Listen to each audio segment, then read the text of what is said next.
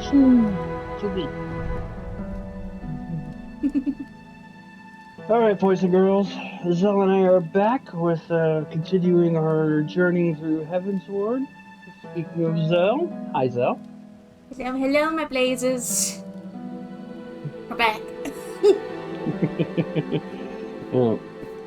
Yep, Zell and I are back. We're doing more FF14. We're, like I said, continuing our journey through FF14, capturing the old stuff since I started with Shadowbringers, and at least I started streaming with Shadowbringers, and Zell technically started with, like, I think it was patch 7.2, so we're just trying to get as much stuff on there so we can look back on this all fondly. So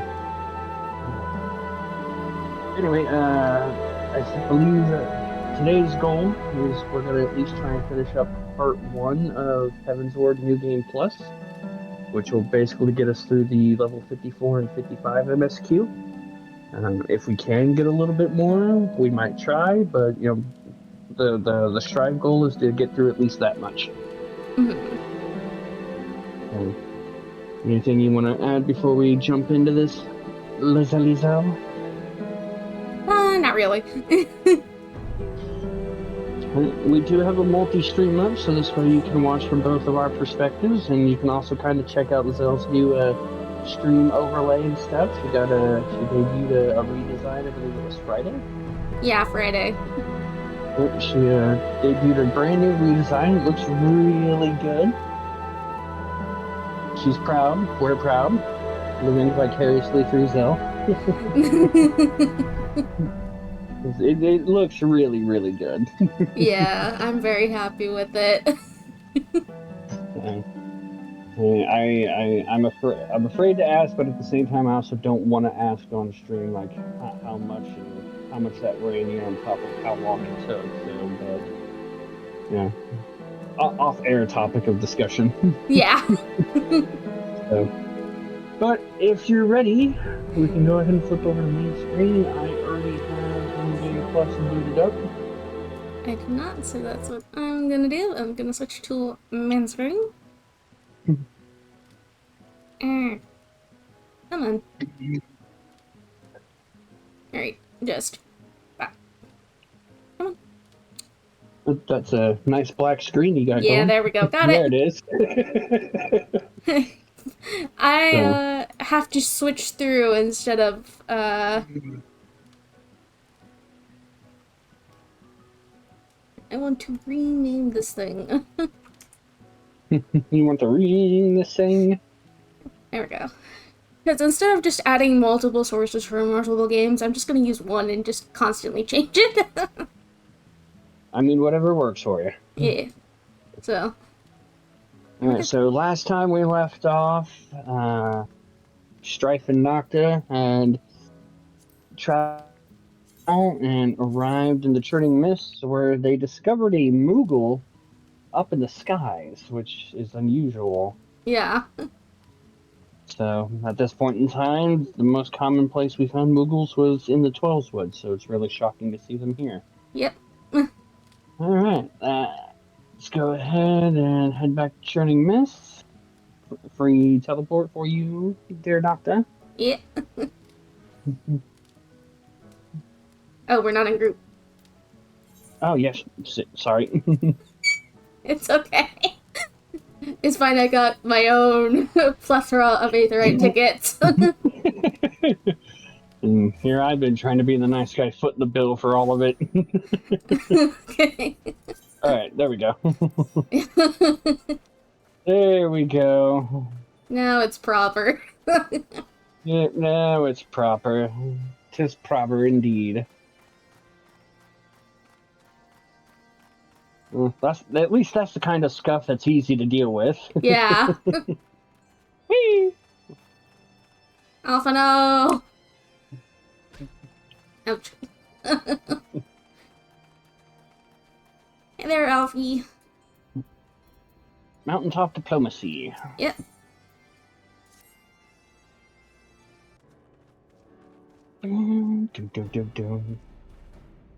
Confound it.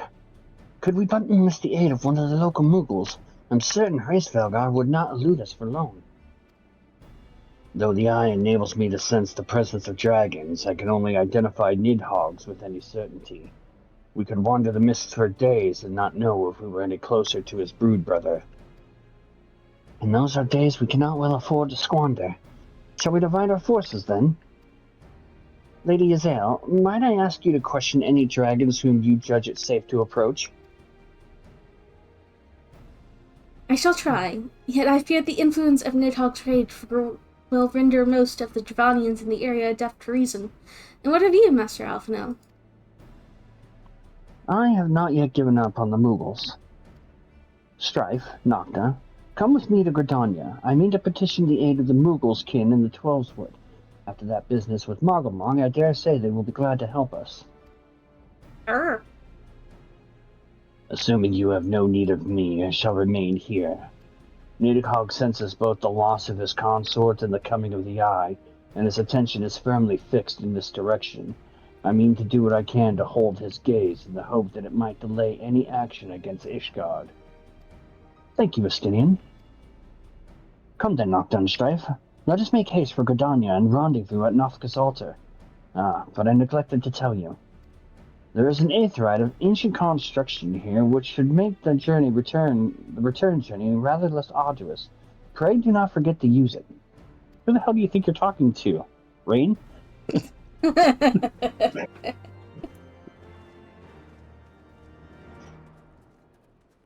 No, Alphino, that was, no, Alphino, you forget, that was Falcon's Nest, not Montcalm. Forgive me for my wittiness. I says that there sometimes imagine if you can forget one, it's possible to forget more.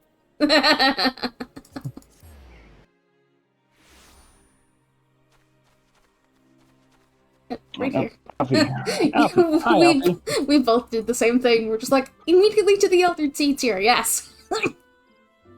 I sent word to the elder Seedseer upon arriving in Gridania, and I am pleased to report that she has agreed to grant us an audience.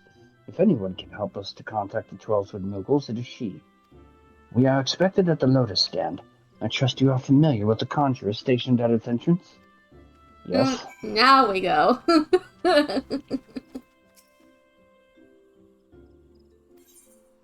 Yep, let me in.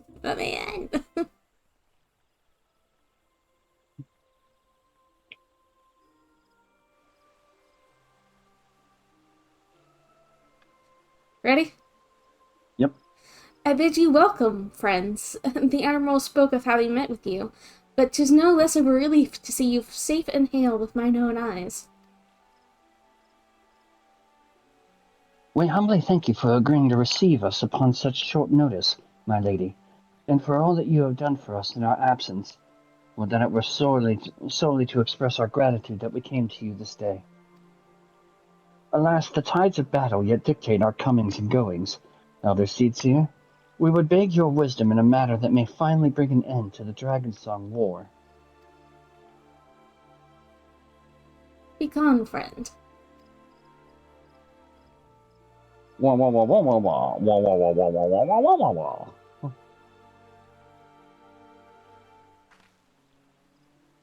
I see. So you seek a means to contact these Mughals of the Turning Mist.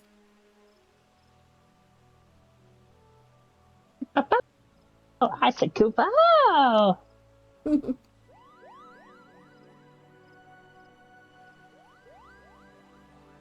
Greetings, Kuplokop. To what do we owe the pleasure of your company?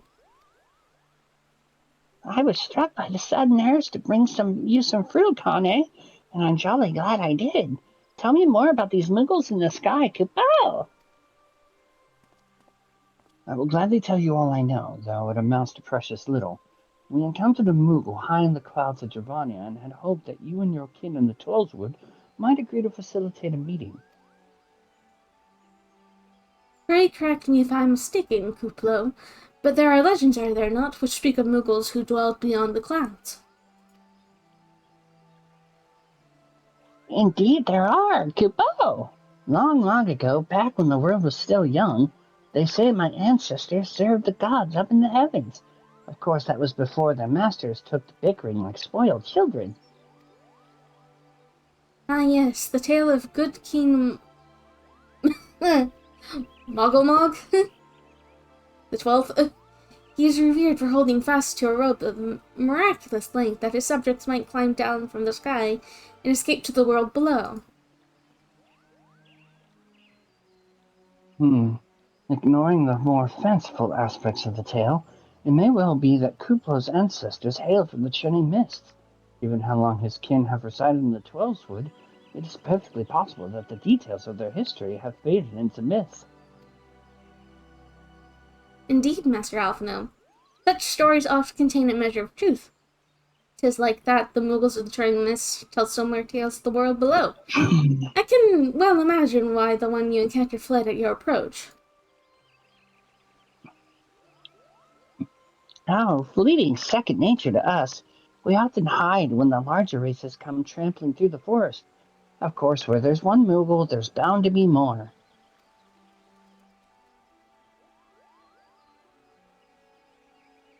Which is why I've decided to make a trip to the clouds. Kapow! They surely won't be afraid to talk to me.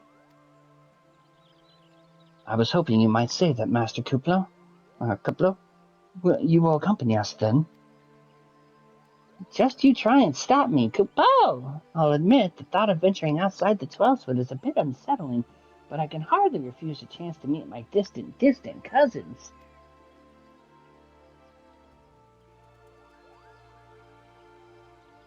If you will have me, I too will accompany you on this venture, and lend my voice to your cause as an ambassador of Gridania.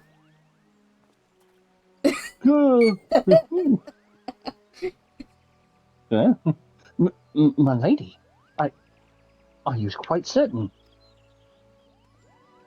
How oft has our nation turned to the signs of the seventh dawn in its hour of need?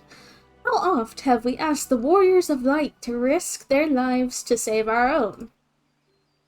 Full many times, I say to you, never have they refused us. Thus do I choose this day to offer mine aid to our allies for the good of the realm. Is this not just? Oh, yes, ma'am, totally. A most unexpected and most welcome offer, Elder Seedseer. We would be honored by your presence. And a bot. No, not the bots. Get the baseball bat.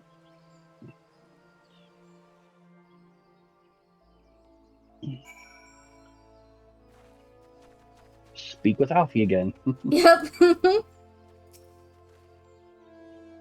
Pray return to the summit. Hey, that's not how it goes. Pray return to the summit and inform our companions of these developments. I will serve as the Elder Seedseer's guide on the journey back to Somal. It being a path I have already trodden, I do not anticipate any great difficulties. Besides, we shall have the Elder Seedseer's personal guard to escort us. All right.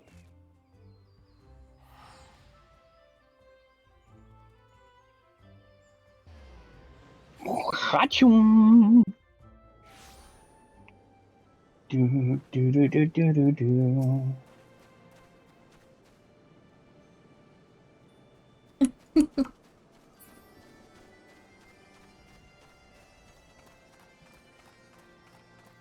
I was studying. You haven't punched any Moogles, have you?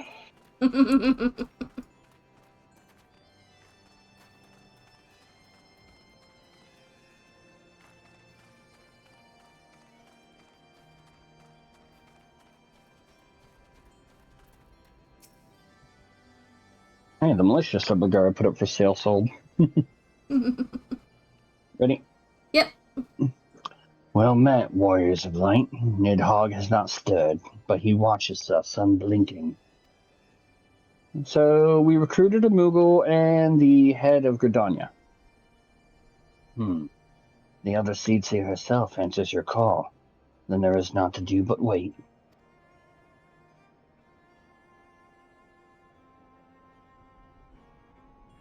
They are here, Nocturne Strife. Greetings, my friends. I am happy to report that our journey was mercifully uneventful. Devoid as the road was of Javanians, but seem the dragons have abandoned them all for the churning mists.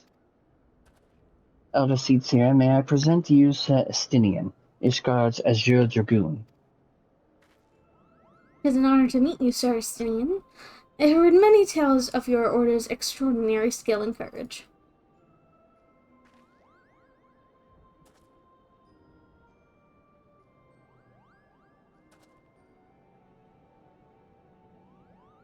Friends, I feel it only right to inform you that we are not alone.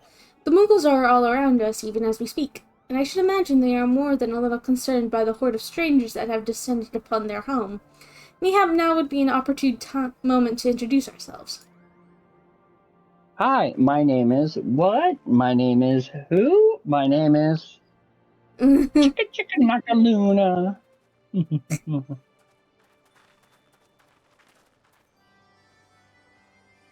This should serve.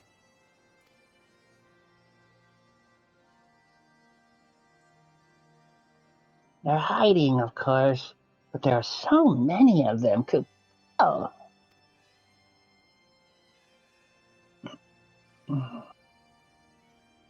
I am Kane Senna. My companions and I have braved the long road from the Twelveswood to share words with you. On the occasion of our first meeting, we bring an offering of light and wind.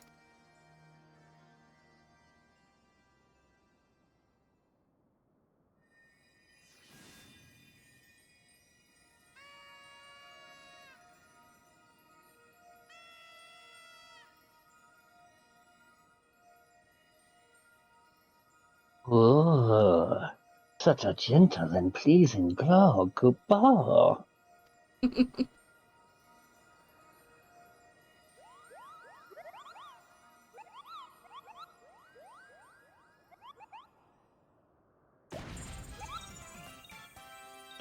I am Moglin, the chieftain of this Moogle clan.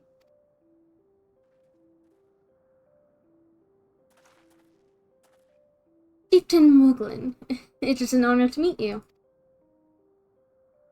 Greetings. I'm Kuplakop, ambassador of the Twelveswood Moogles. A Moogle from the world below. Your hide is of a different hue, but that palm is unmistakable. I might need a moment here. Kupo! My companions were no less surprised to learn of your existence here amongst the clouds.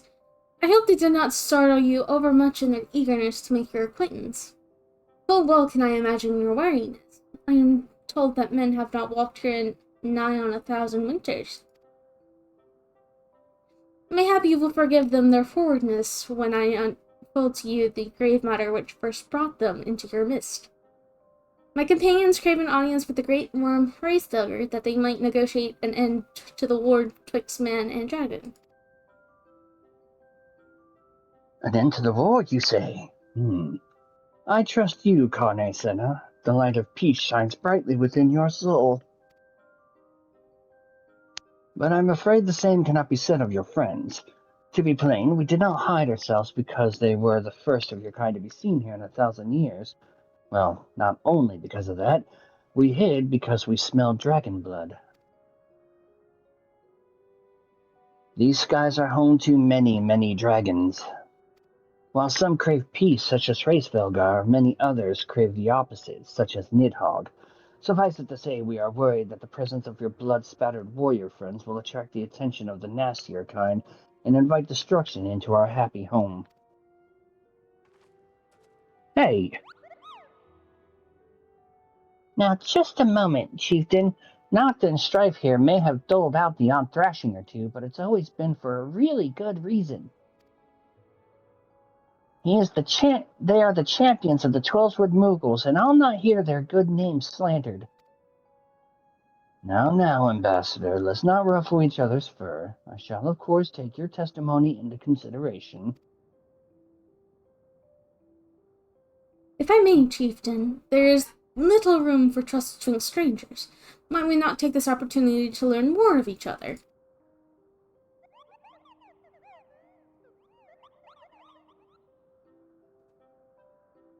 An excellent suggestion, Kupo! In the interest of fostering friendship and keeping an eye on you, I extend to you the hospitality of Mogholm. Prove yourselves worthy of our assistance, and it will be yours. I shall be watching, Kupo.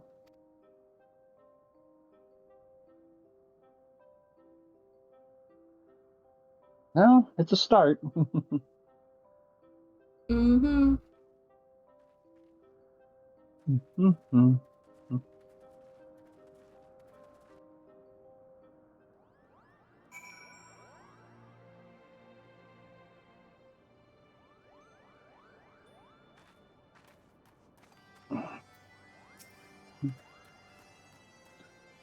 Tell me, in the world down below, do all of your kind look so different from one another?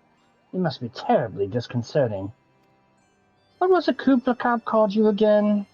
Strife Eclipse? Noctiluna.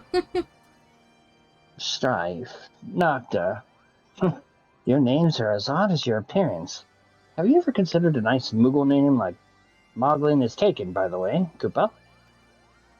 As are Moghan, Mogmug, and Mogwin. These being the names of the 3 wise Moogles who will administer the momentous challenges that I have devised to measure your worth. I call them the trials to trustworthiness. Undertake these trials, and we shall soon see whether or not you are worthy of our aid. Right.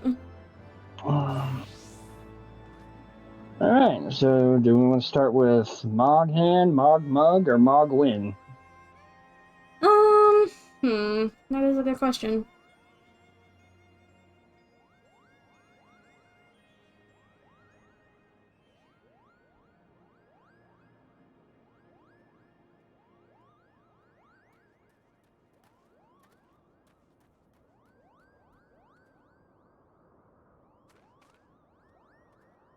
Mogwin, Mogmug, or Moghan? We could start with him because he's closer. Alright. Moghan's trial. Hello, yes, I am Moghan, the foremost alchemist in Mogholm, if you must know. If your tummy's gloopy or your wings droopy, I have a potion to fix that. I would if I didn't keep running out of ingredients. Luckily, you're here to do my trial. Yes, go forth, mighty adventurers, and mightily pluck 3 sprigs of cloud's breath for me. You'll find it blooming near the entrance to Iltom. It's not the safest of places, so don't let yourself be too distracted by the pretty flowers. Goodbye! Right.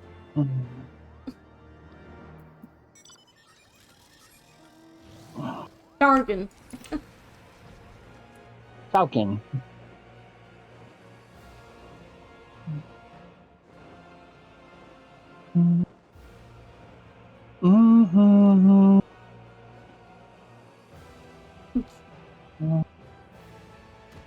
Got some right here. We went to different places, but... Oh hey, I got the same Dargan again.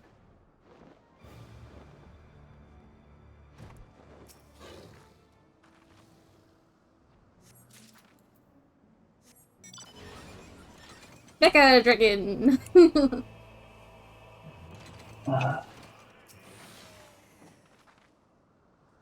Done 2. I'm done. This last one.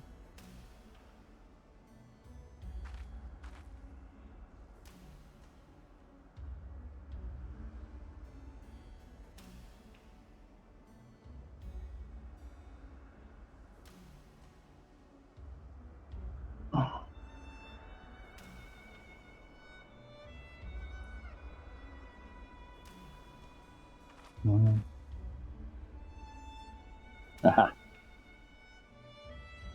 Yep, over here.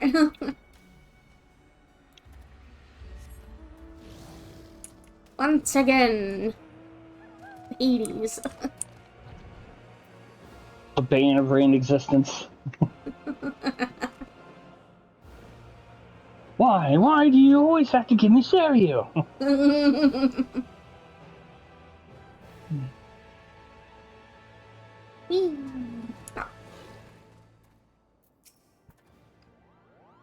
Did you have any trouble finding Cloud's Breath? I do need it quite urgently, you know. Oh yes, these are perfect, Kupo. Now I have the main ingredient for my palm tonic. Speaking of which, how are you feeling, sir and madam? Should you ever feel your palm losing its balance, then I'm your Moogle, Kubo. Right. Yep, because we're totally worried about our palms losing their bounce. I guess go Mogmug. He's the next closest. Yeah. Yes, you had the pleasure of speaking with Mogmug. I know. I am the fluffiest, most enchanting creature you have ever laid eyes upon, Kupo. It isn't easy being this adorable. I can barely take a stroll outside without those relentless Dravanians throwing themselves at me. Why, they look as if they might just gobble me right up. In any case, fleeing the overbearing adulation is growing a bit tiresome. Your trial, sir and madam, is this. Find these ardent archaeosaurs and slap some manners into them, Kupo. Perhaps a firm smack on the snout will teach them to appreciate my charm from afar. Right. If Gaston was a Moogle. Yeah. Literally. I got Shark. I got a hunt mount from Endwalker. Whee! Hey, what's up? Die!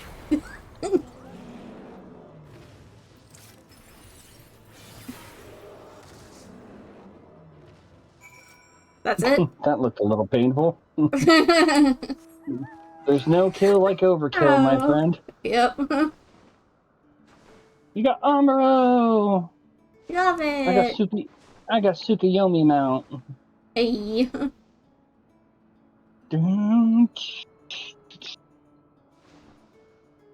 Whee! Ah. You are able to humble my Dravanian and devotees. Wonderful. You are as capable as I am captivating, Kupo. Still, my precious perfection does not excuse those louts from pursuing me so mercilessly, their tongues lolling and bellies rumbling. The Dravanians and their ilk have much to learn about acceptable acts of admiration. Right.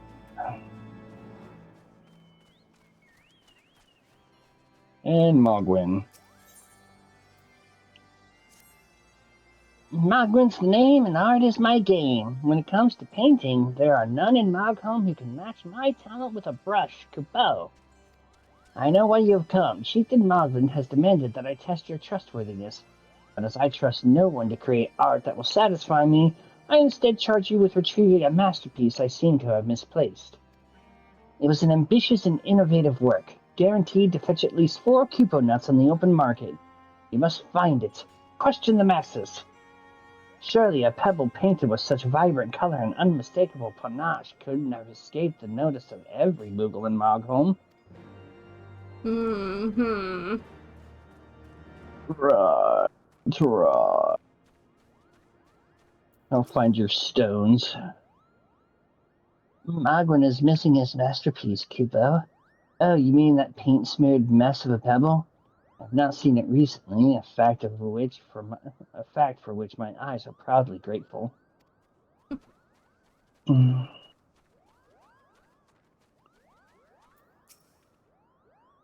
Maestro Mogwin has misplaced his masterpiece, Kupo. Oh, happy day! If I am the swifter in finding it, I will soon have a genuine Mogwin for the price of a little perspiration. Honestly, who has 4 Kupo nuts just lying around to spend on such luxuries? Okay, bye. See ya. Mogto. I don't know much about this stone, but I do know that Mogwood's been creeping out the back way to Silm all summer from time to time, Kupo. Maybe he left it up here.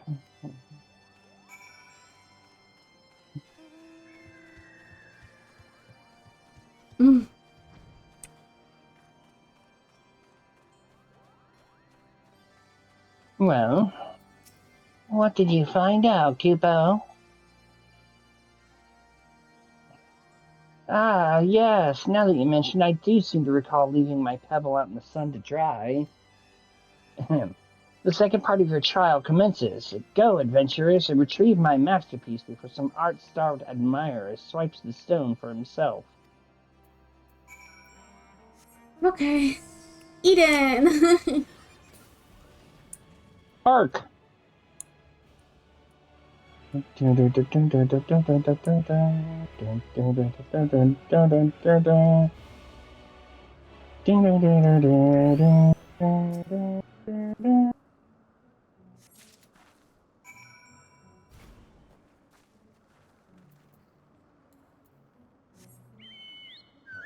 Chocobo!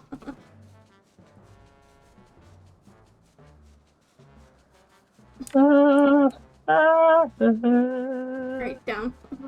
I was like disoriented a little, like, where am I supposed to go? I'm not the only one who gets sideways. Do you have it, Kupo? Is my masterpiece safe? Pick a pebble! Yes, this is my this is my work. Is it not exquisite? I call it Contemplations of Zenith. Thank you, madam, sir. At last I can exchange my art for those delectable Kupo nuts. Chieftain Magdalene will hear of this valorous deed. You have completed the trials of trustworthiness. Right. Let's go see if we are truly trustworthiness.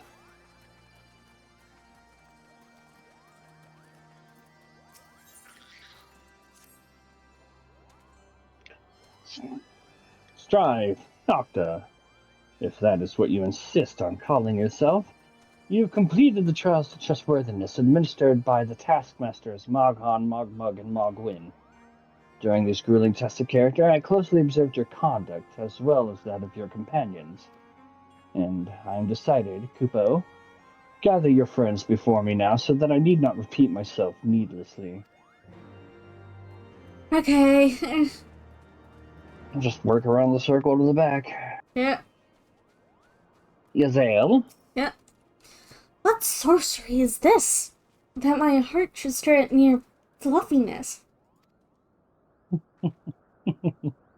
Nocta! Strife! I was... No matter. What is it?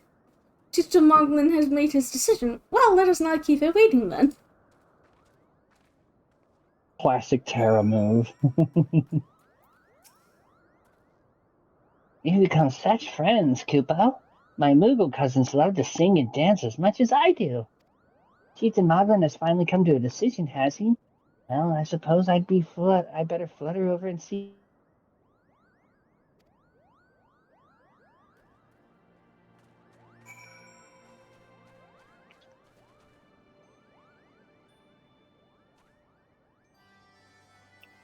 People keep teleporting. You got a Pokeball. Yeah. No, Pokeball! Come on, don't disconnect. Come on, let me talk to Connie. No!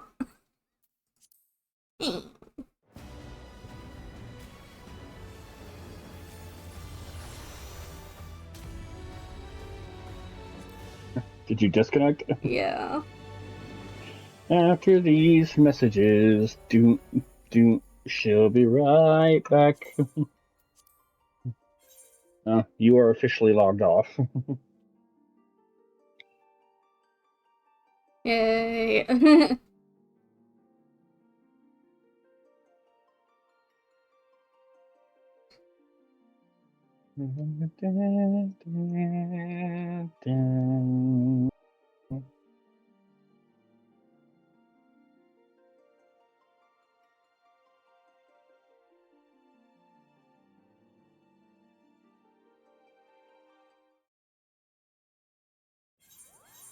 Nocta Luna has returned to the party. Yay! And time to resume New Game Plus. Boop. There we go. Alright. There we go, Jesus game. Standing here in Mogholm, my thoughts turn inevitably to the legend of good King Mogomog the 12th. and a seat in the heavens. Like most, I thought it no more than a myth, a story for younglings that grew with the telling. But with every passing moment, I become more certain that we have discovered the origin of the tale. Full eager am I to hear what the chieftain has to say. Estidian.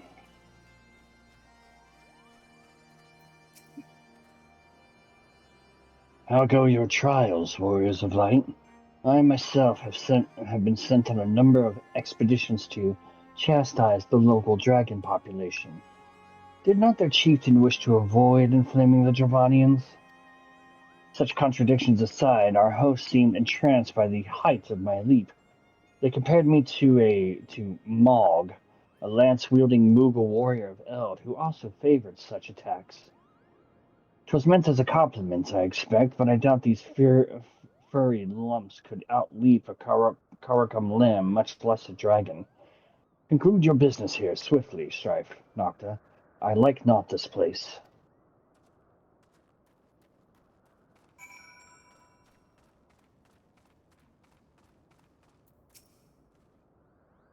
Are these trials over, then? My task had been little more than household chores. If our hosts elect not to grant their aid after working us like packed chocobos, I shall demand compensation and crinkle nuts out of principle. But I hope it will not come to that. Let us hear the chieftain's verdict, shall we?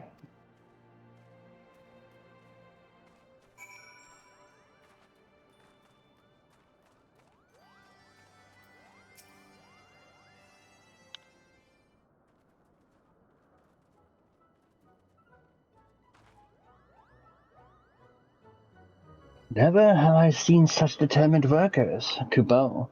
It would have taken us moons to complete all this dreary chores and niggling errands.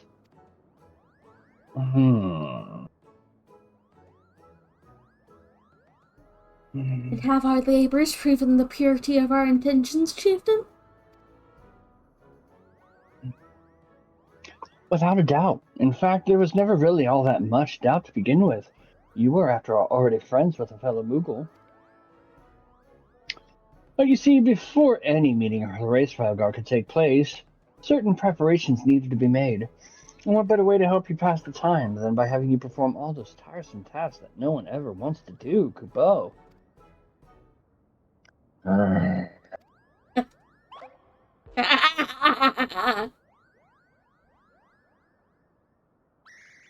Oh dear, the horn. Bring out the horn, quickly now!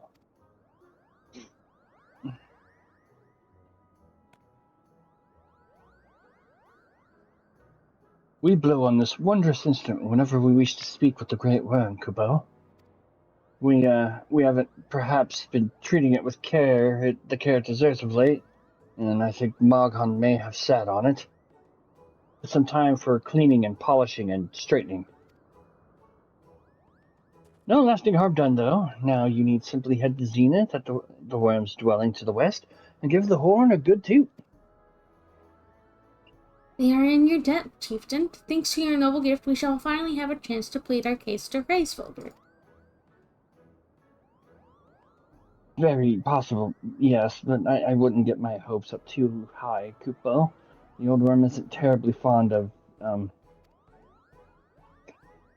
Your concern is appreciated, but I am quite certain that Hraesvelgr will welcome our overtures.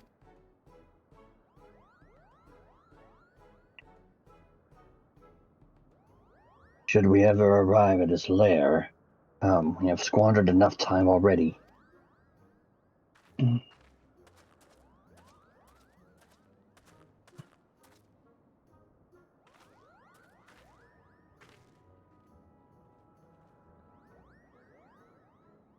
Chieftain Muglin, we thank you for your gracious hospitality.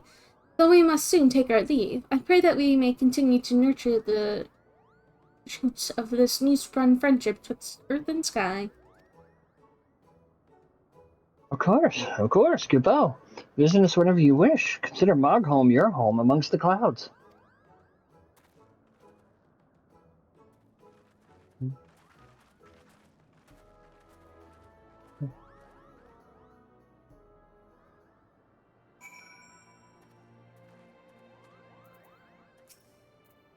Thanks for the help, Kupo. I doubt I would ever have found time for all those rotten chores. It wasn't my idea. If the chieftain had spent a little less time sitting about and a little more time chieftaining, things would have never gotten so messy in the first place. And he was the one who sat on the horn, by the way. But now all the errands are done and the horn is fixed, so all's well that ends well, eh, Kupo? Sure. Just consider yourself lucky that I'm not the Dragoon mentor, that I'm not the Dark Knight mentor. Well, I expect you're eager to be on your way. Did I mention your friend was looking for you, Kupo? If not, Alphino is looking for you. I'll be waiting just outside, stretching my wings. Let me know when you're ready to depart.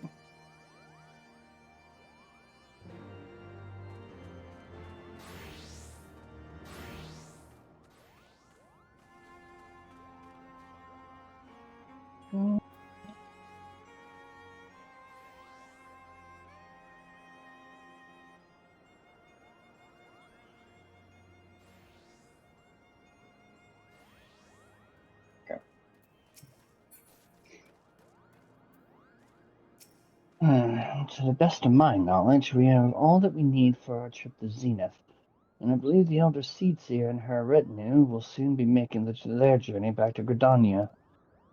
It would be remiss of us, I think, not to convey our gratitude to them prior to going our separate ways. Shall we?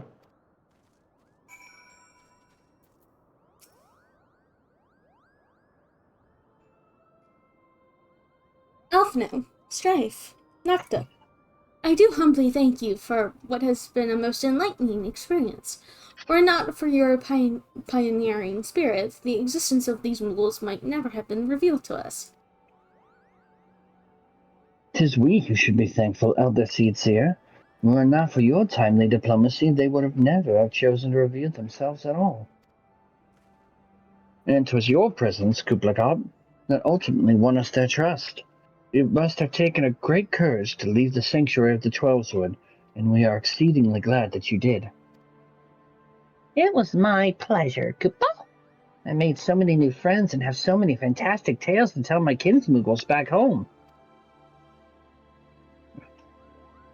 It is to our home that we must now return. May you ever walk in the light of the crystal, my friends.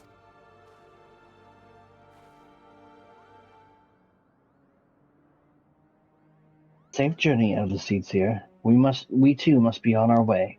Hraesvelgr awaits.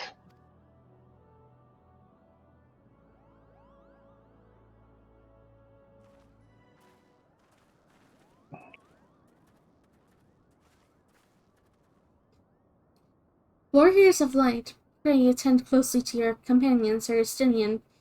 Beneath that stoic facade, a storm of anguish sees unseen. Thank you.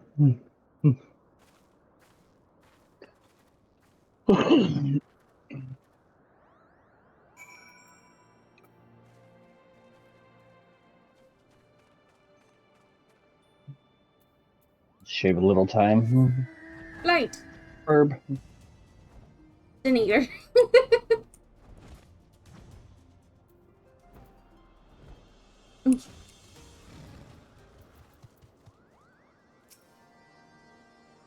Have you said your goodbyes and dabbed away your tears, Kupo? Then we are indeed ready to go.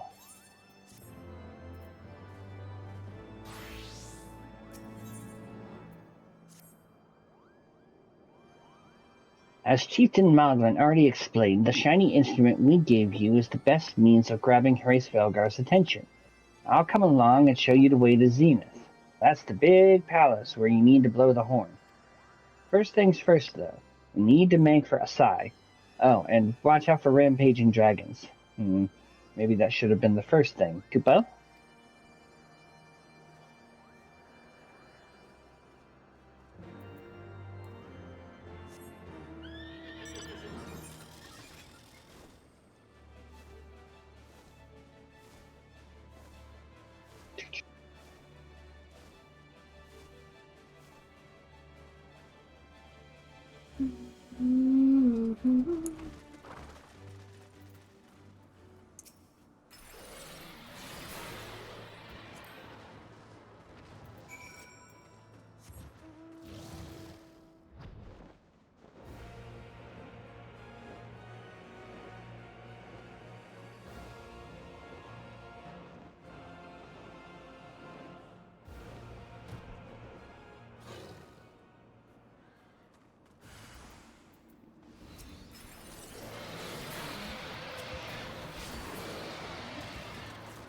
Double chat. Bud. Pony.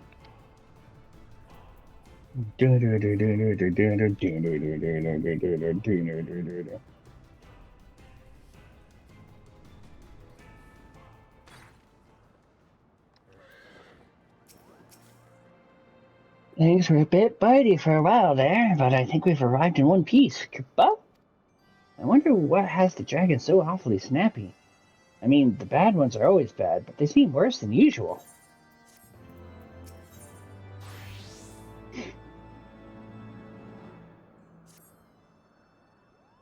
We may have one small problem, Koopa. When the winds are high like this, Hraesvelgr invariably abandons his lofty perch and heads to the lands below to hunt. If he tried blowing the horn now, I doubt he'd hear it. I suggest we stop at the clearing up ahead and rest until the wind dies down. Right. Motorcycle. Chocobo!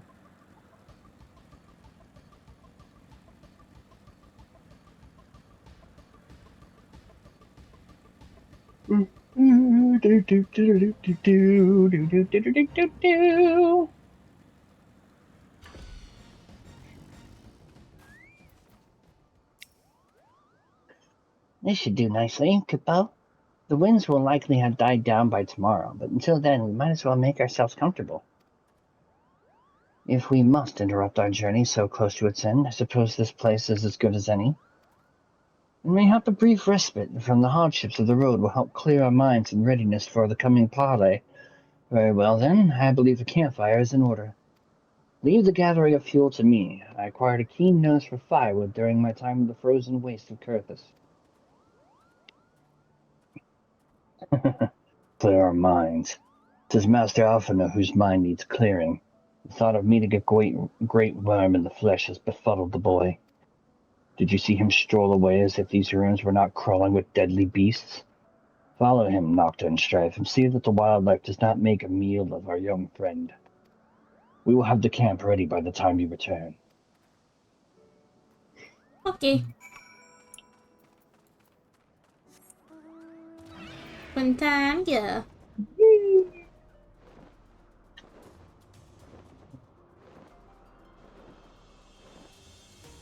Burb.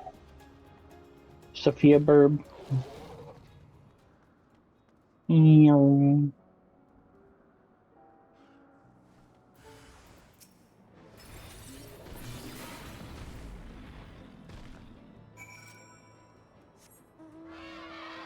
Playing Unix.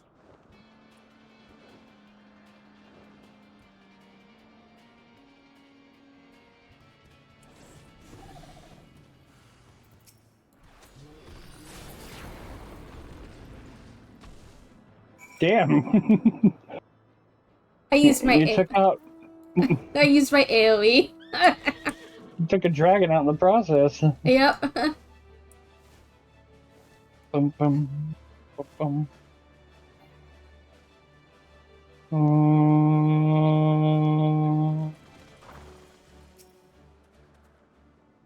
I see I was right to worry about the boy's safety. Once Alphina returns with the wood, we can see about supper. The Ice Queen has filled a pot with what looked like stew ingredients ready for the fire. Ice Queen? She's not wise.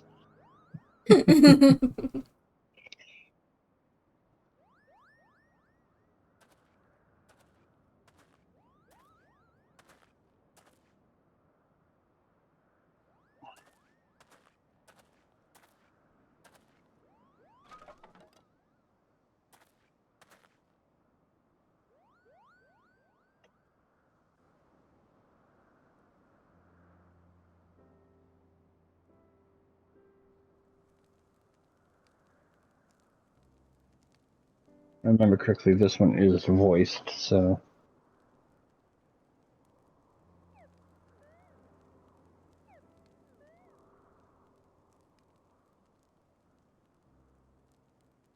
Nope. No. Damn. Few simple pleasure of sitting beside a crackling campfire of one's own making.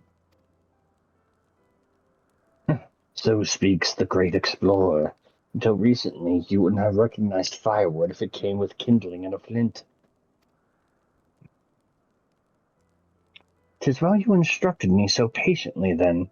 But yes, left to my own devices, I would have been compelled to signal to use ale with a pile of damp leaves.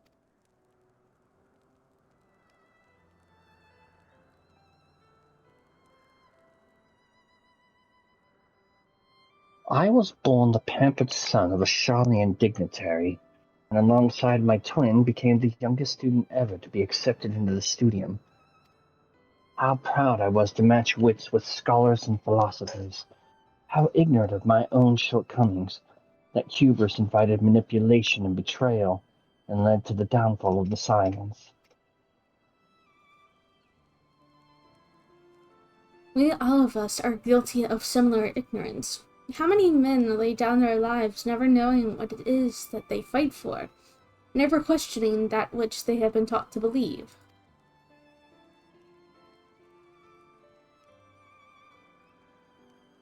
It was only upon meeting Hraesvelgr that I learned the truth hidden within our history. Were it not for that chance encounter, I would never have vowed to tear down the Holy See and expunge the falsehoods with which it fans the flames of conflict. I would have lived and died in ignorance. That the truth has driven me to do terrible things, I cannot deny. But I would rather sin in the pursuit of peace than imagine myself virtuous for perpetrating a needless war. This journey has taught me anything, it is the importance and difficulty of holding to one's convictions in the face of failure, of striving always to replace one's ignorance with knowledge. You are well on your way, Master Alphino. At your age, I was but a fool swinging a spear, with scarcely a thought in my head. Even now, I struggle to acknowledge the misconceptions under which I have labored. Sitting here amongst these grand ruins, how can I deny that man and dragon once lived in peace? But for all that such an age existed, we are now in a time of war. Nidhogg killed my family, and no quirk of history will exonerate him. I may be ignorant of how the Dragonsong War began, but if we do not put an end to this conflict now, I can say for certainty that it will only breed more vengeful souls such as mine.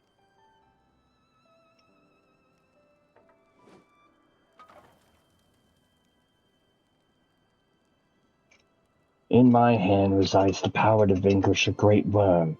If Ishgard's survival rests on me wielding that power, I will slay Nidhogg myself. Orders or no. Justinian, you gave your word. My word is contingent upon the success of our parley. Show me the strength of your convictions, Lady Iceheart. Convince Hraesvelgr of the righteousness of your cause.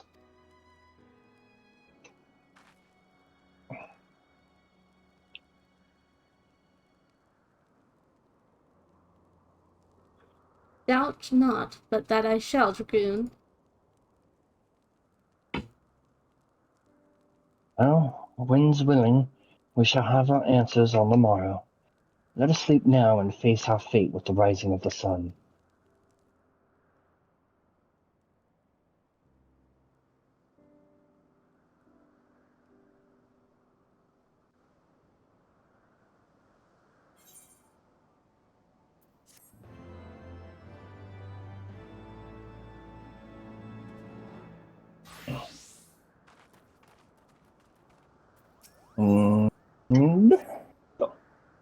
The campfire was so cozy, I must have fallen asleep, Koopa.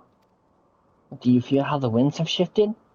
They will have borne Hraesvelgr back to the skies above Zenith, I'm sure of it. This is your chance to climb to the highest floor of the palace and summon him with a toot of that shiny horn. So I'll be heading back now, if it's all the same to you. Good luck, Koopa. It was nice knowing you. You say that like we're about to die.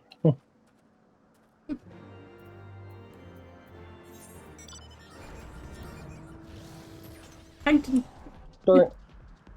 Dorgan.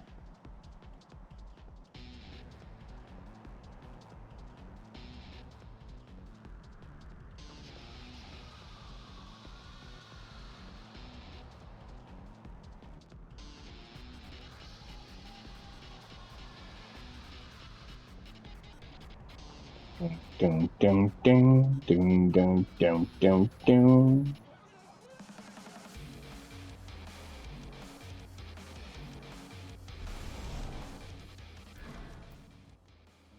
Hey look, it's Estinian, or aka Wombat Cube Pants. Dun,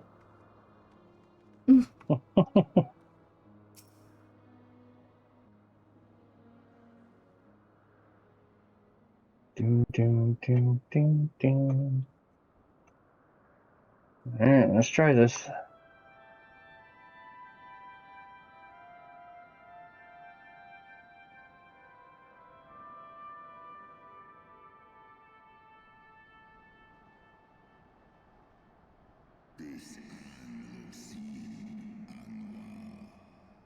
Mortals, why do you disturb my solitude?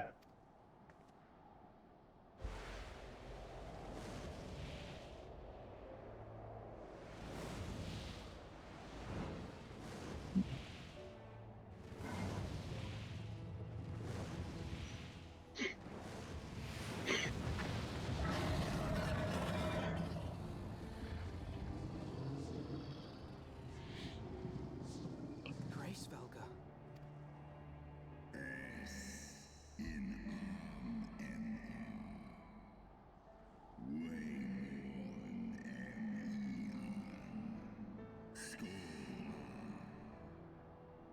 Thou speakest the name of a creature that but awaiteth the release of oblivion.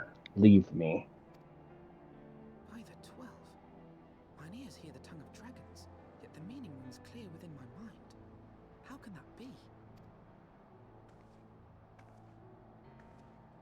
Hraesvelgr, do you not remember me? 'Twas I whom you found in Dravania. I who glimpsed the truth about your past, about Shiva.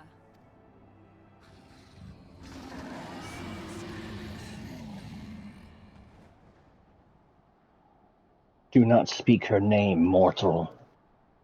But speak it I must. I have summoned Shiva's soul from the beyond and offered myself as her vessel. She has made her heart known to me.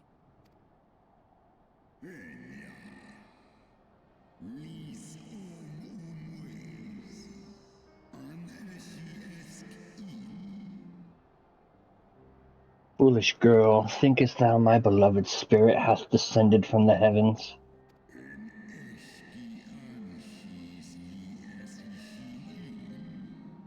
That the secrets of her heart are thine to know. I have surrendered mine to her. Do you not see, my love? I am Shiva reborn.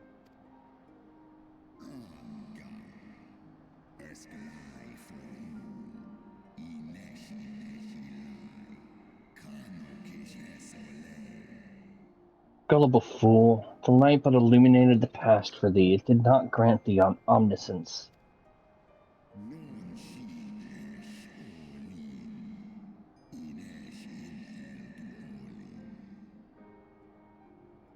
The spirit thou hast summoned belongeth not to Shiva. 'Tis but a shade conjured by thine own fancy.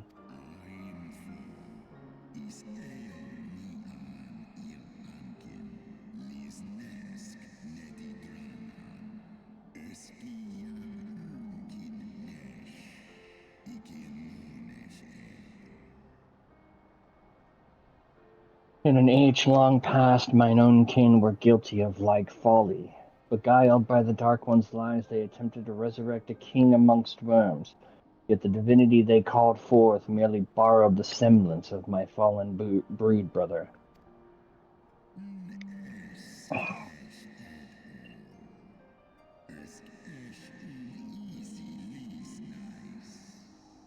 Such gods are not summoned, but created, phantoms spun from the threads of misplaced faith. Then the spirit that answered me.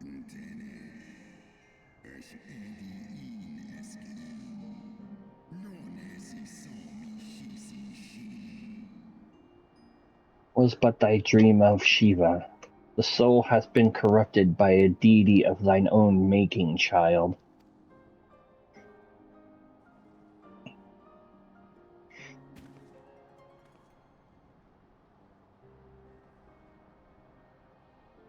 Be that as it may, Lord Hraesvelgr, Izel's desire to heal the rift between man and dragon is real, and it has borne us this far.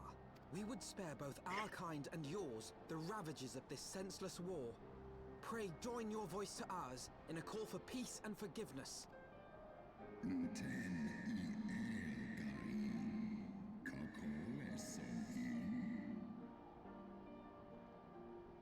The tale of thy kind is one of avarice, treachery, and death, and thou wouldst speak to me of peace?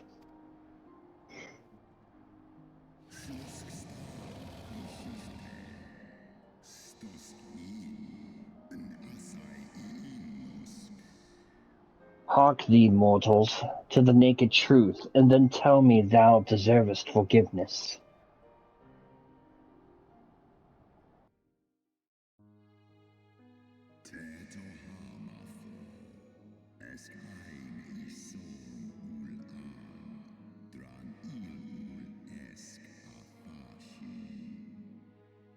"1200 years ago, my beloved Shiva sacrificed so to bring an end to the war twixt man and dragon, paving the way for an age of peace and cooperation.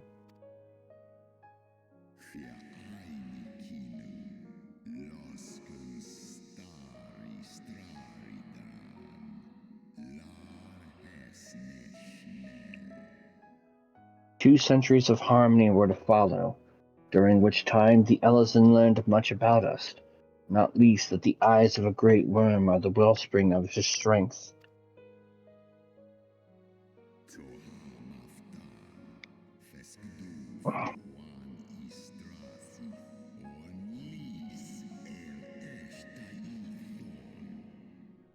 "'Twas out of the selfish desire to possess this strength that King Thordan then conspired to undo all that our peoples had achieved together.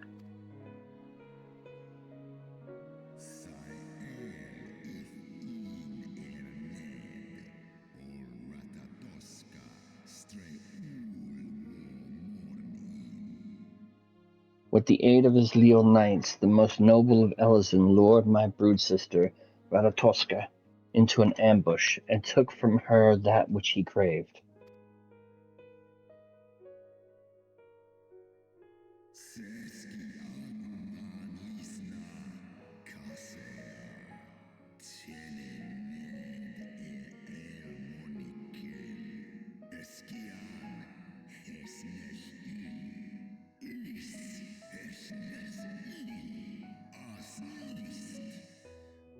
Fain would I strike the image from my mind, yet still the scene doth linger of my brood sister's tattered corpse, defiled by her Ellison allies.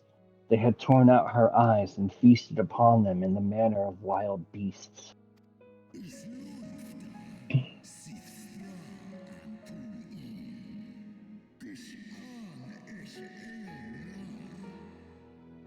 Yet that was not all, for from their bloody banquet the fiends had gained strength beyond that of mortal men. Even now I labor to comprehend the enormity of their betrayal.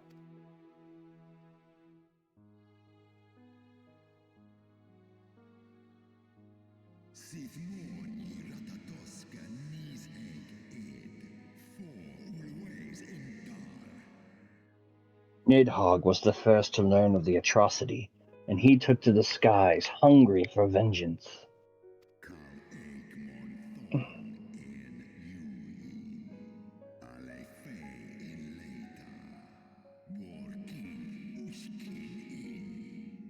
But though he slew Thordan some few of his knights, their fellow butchers knew only too well where to aim their spears, and with now practiced savagery they set about my brood brother, sending him flailing from the field.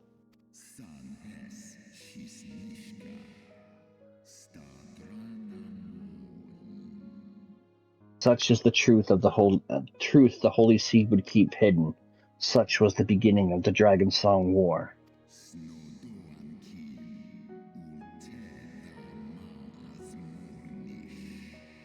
'Tis a song my kind shall ne'er forget, e'en should the 10,000 years pass and Ishgard crumble into dust.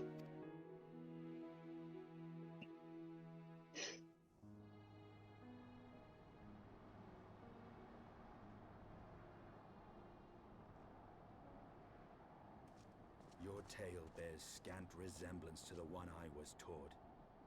How convenient that it should absolve your kind of all responsibility.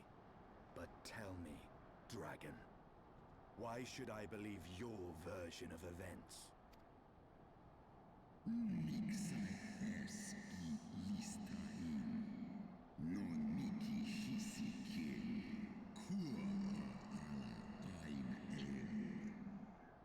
What thou choosest to believe is immaterial. The betrayal that yet haunts mine every waking moment is no less than the truth to my kind.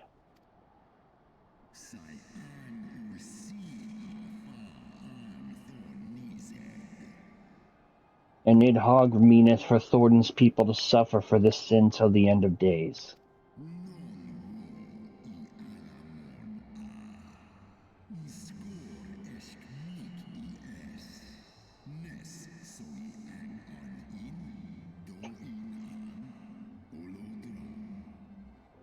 That which thou imaginest a war of extinction is but a punishment, a siege of the spirit. Hast thou not seen those who tire of the torment, those who abandon their own and side with dragonkind? Ishgard's so-called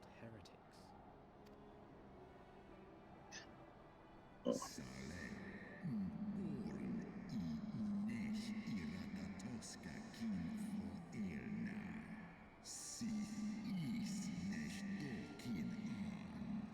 Know that all the traitor's progeny bear a trace of Ratatosk's essence, but a single sip of our blood is enough to awaken it.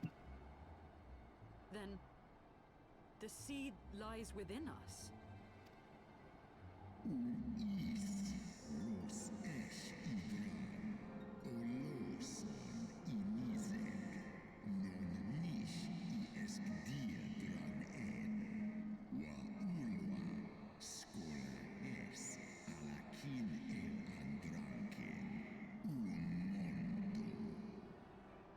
Tis for this reason that those who abandon their loyalties are rewarded with a drink, and thus are they transformed, to join the ranks of Nidhogg's ever-growing army as newborn dragons. One by one, through death or defection, my brood brother shall account for all of the betrayer's children. Ye gods, I have borne witness to such a transformation. Looked on as a heretic assumed the shape of a dragon. I imagined it some manner of Dravanian enchantment. But if any Ishgardian, regardless of allegiance, has such potential within them, 12 forgive us. To think of all the dragons we've slain.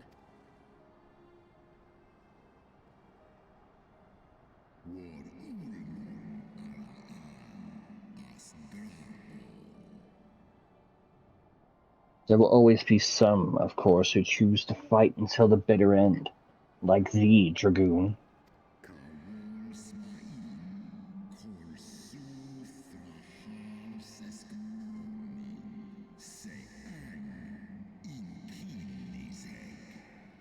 But struggle as thou might, thy youthful vigor will be spent ere thou reachest 210, and Nidhogg shall remain to torment thine offspring. Oft have I wondered why Nidhogg did not simply raze Ishgard to the ground. Now I have my answer. He has no intention of winning the Dragonsong War, for it is no war at all, but vengeance, an eternal requiem sung for his murdered sister.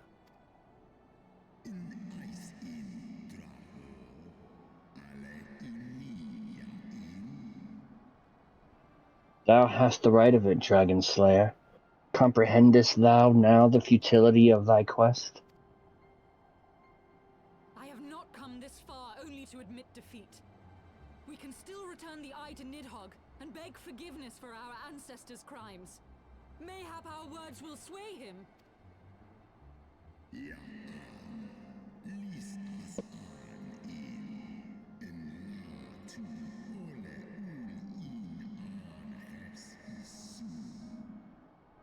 Stubborn child, thou thinkest in mortal terms. Our perception of time is too broad for thee to grasp.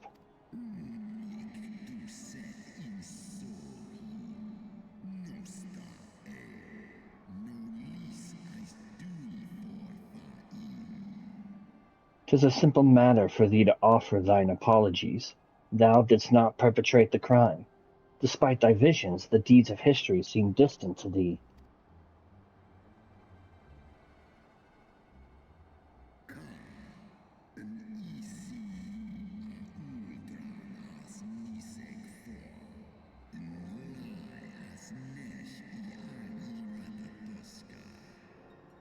For a worm such as Nidhogg, however, that history is yet part of his present, as fresh as the blood that did gush from Ratatoska's wounds. How could he not be driven mad?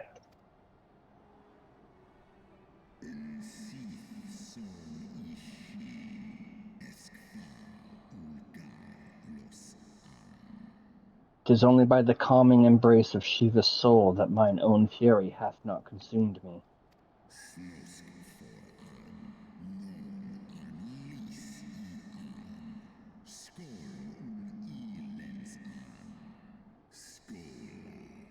But let us speak no more of what is done. My faith in your kind is spent, and I would be alone."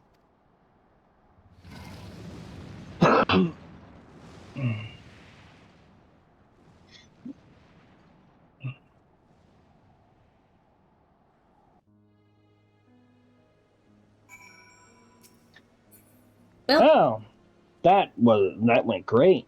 What do we do now, Alfie? Hraesvelgr was every bit as awe-inspiring as I imagined, his voice fairly dripping with power, the will behind his words so undeniable that it transcended my ignorance of the dragon's tongue. 'Tis but a pity that I misliked what he said.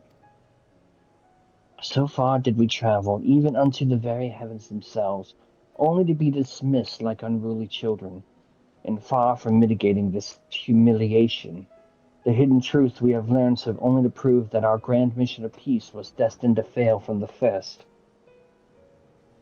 Nothing will deter Nidhogg from his course. Oh, okay, so that's part 1 ended at the end of the 54 MSQ. I was not aware. I also was not aware. Just all of a sudden, poof, everybody disappeared. What the hell? I'm like, huh? What? So I guess we get to start the next part. Yeah.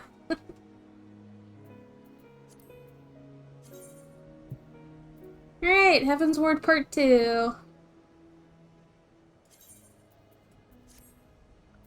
Everyone's back! Everyone's back. Hi guys, sorry, we pooped out of existence. So did you, to us. I wished you back with the Dragon Balls.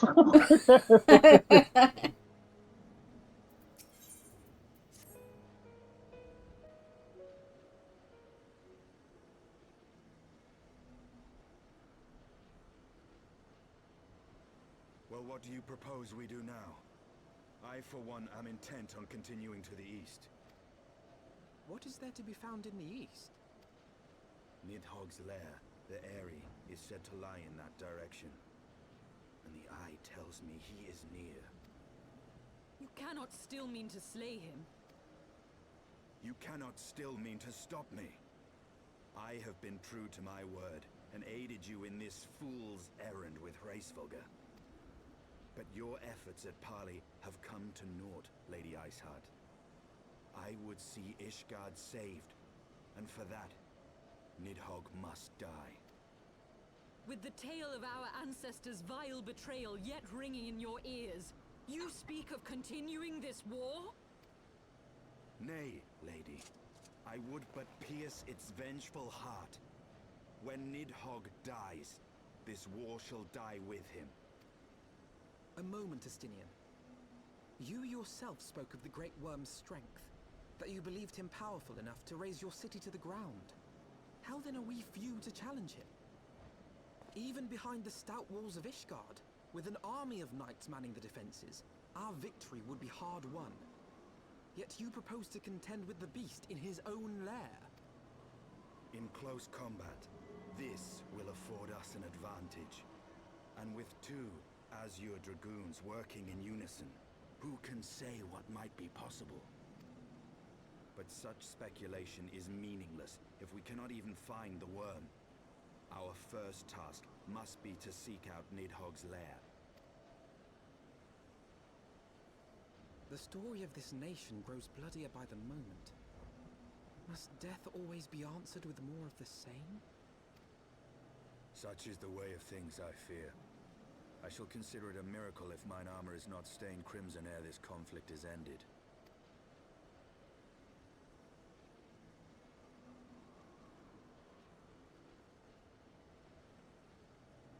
That I should be blinded by my own lies. Everything I believed, everything I thought I was, gone.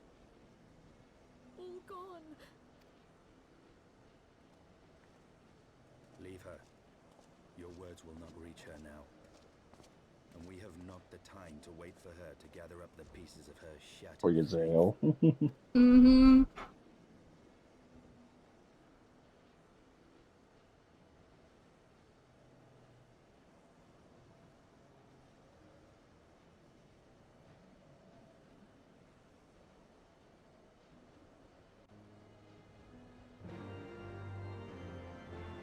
Furball.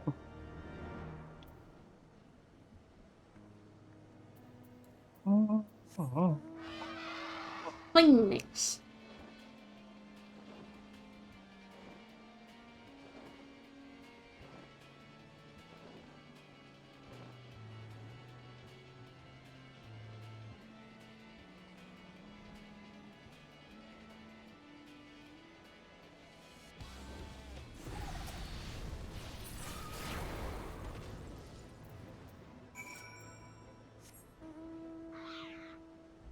Stingray.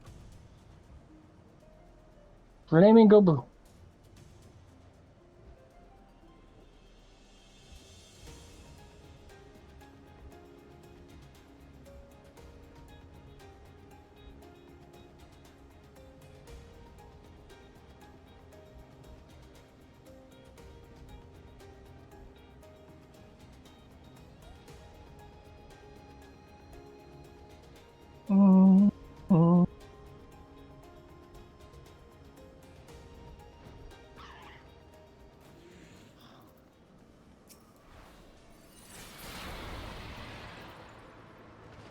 In unison.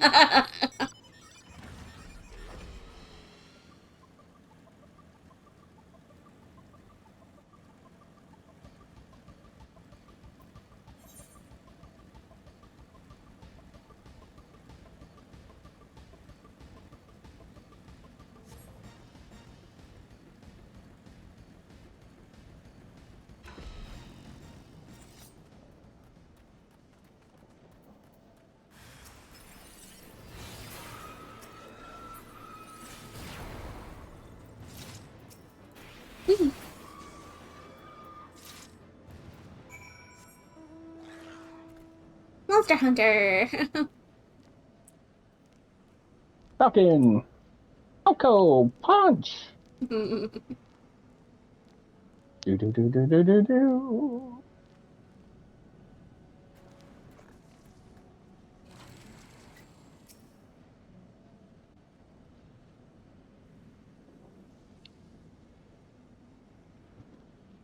Is that it?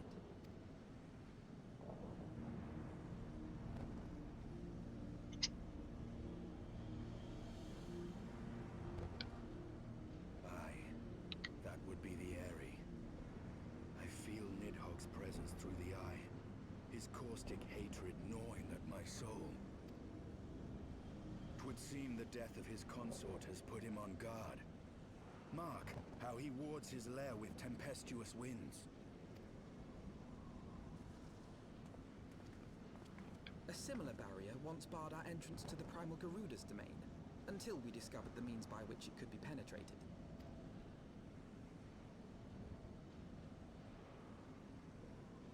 Mayhap it is time we called upon Master Garland. It will be just like the good old days, no? I like where you're taking this, boy. Yeah.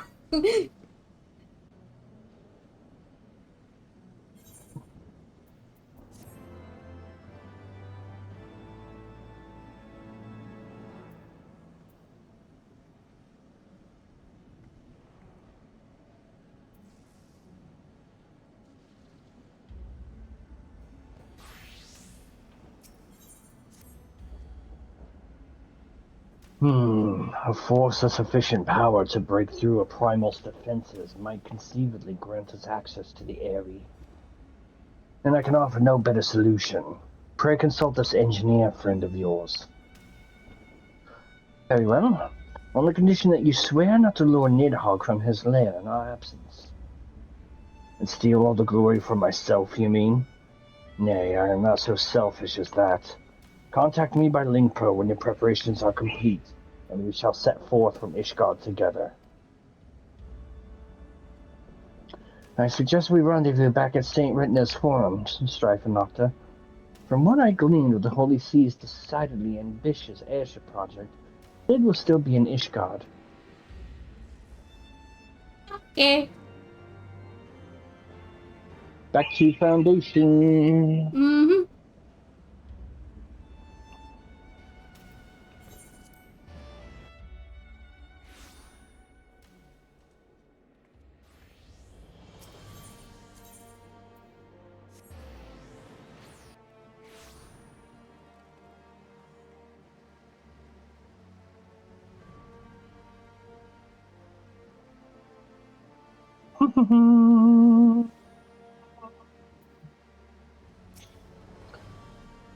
When last you saw Master Garland, he was advising the Ishgardians on their ailing airship, correct?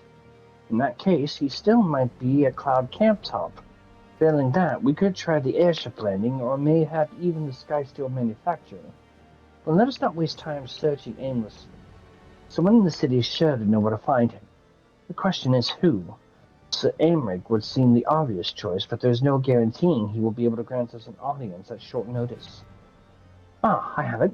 Count Edmund's youngest son prides himself in knowing all the Holy Sea's juiciest rumors. Let us return to the manor and see if Lord Amanelane is about. It's like, Nocta's like, do we have to?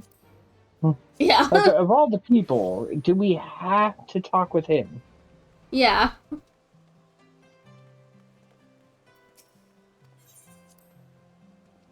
Like, I'm flirty, but I feel dirty when he looks at me. Yeah. Ready? Yep. Ah, the heroes return. How goes the fight, old boy and girl? Well, I trust. In search of a Sid Garland, you say? Then say no more. The taverns are full of talk, and the name of a said silvered-haired genius has cropped up more often than most. I hear he's been tasked with getting the monstrous airship the Holy See commissioned to actually fly. It would seem the project has been plagued with mishaps from the first. In any case, Garland Ironworks employees are known to frequent the airship landing, and I'll wager their master does too. The airship landing? Yes, I thought as much. Come, Nocta, Strife. We must find Sid and trouble him for his expert's opinion. Oh, Sid! Sid! Sid, help. So Nocta doesn't have to talk to Amanelane again. Oh, we all know that it's gonna happen eventually. Oh. One can hope. One can hope, yeah.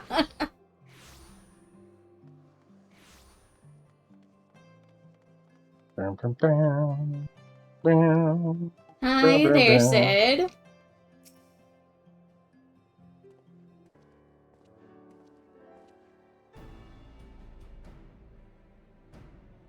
Nocta, Strife, Alphino, how fare all of you? Not terribly well, judging by your faces. Greetings, Master Garland. I am sure it will come as little surprise when I tell you we have need of a favor. So here's what we got. We got a similar thing to Garuda, but this time dealing with a dragon versus a primal. Another wind barrier. And you say it was conjured by Nidhogg? The Enterprise could certainly take you where you need to go, but she would not fare well against dragons. She's agile for a ship her size, but not that agile. The Javanians would fly rings around her. And if they took it into their heads to incinerate the rigging, there would be precious little we could do to avoid them. But there must be something we could do. Some manner of weapon we could employ. The Stinian stands vigil at the edge of the churning mist, but we do not know how much longer. All right. I didn't say it was impossible. I said it was impossible for the Enterprise. We need a smaller boat. Biggs, Wedge, it's time we gave that new toy of yours a proper field test. Happy Lala noises. Yeah. It's probably best if I let the lads show you. Come on, the manufacturer's not far.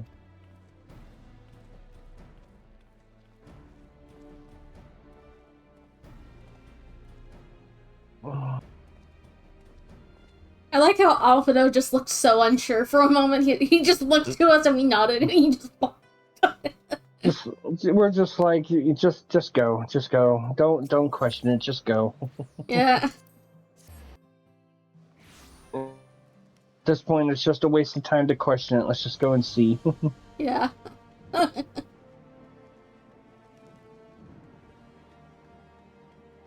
Hey, guys. Little projects inside, just inside. Oh, you're going to like this one.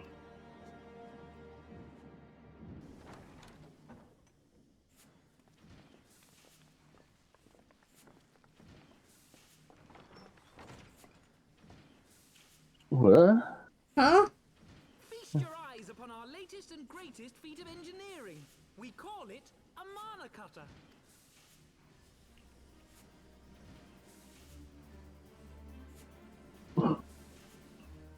After you put down Gaius, Wedge and me struck out on our own for a bit, and started work on the successor to the tiny Bronco. Impressive little thing, isn't she? My talent for ship design has plainly rubbed off on them. Embarrassed waving. They've adapted the principles of corrupted crystal technology and constructed a mechanism which converts ether from its surroundings into elemental wind. Said wind is then harnessed by the specially engineered sails, providing the craft with propulsion and lift. All in all, a most elegant solution. I'm actually a little upset that I didn't think of it myself. The design does, however, come with one small flaw. The energy conversion ratio is bloody awful. To generate enough power to get you off the ground, you need to be in an area awash with predominantly wind-aspected ether. In other words, there are a few places you can fly, lots of places you can't. The new Ishgardian airship hasn't left the boys much time for tinkering, meaning it may be a while before this particular project takes off. If you'll forgive the pun. I do not forgive the pun, but I do appreciate it.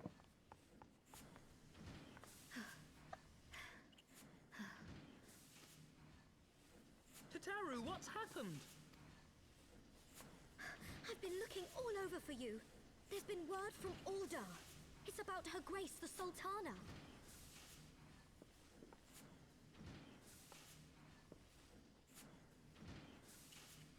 It seems you're required elsewhere. Leave the mana cutter with us. We'll see that she's airworthy and suitably equipped to slice through those winds.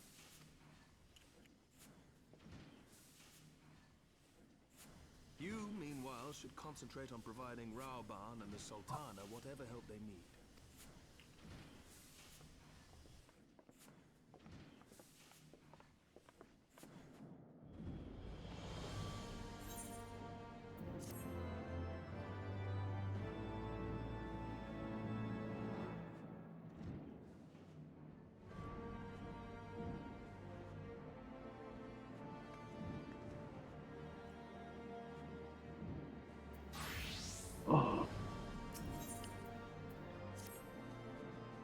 Ready? Eyes ready. Okay. General Raban says they may have uncovered the Sultana's whereabouts. And he wants you, by which I mean all three of you, to go to the Waking Sands right away and help with the investigation. Come, Doctor, Strife.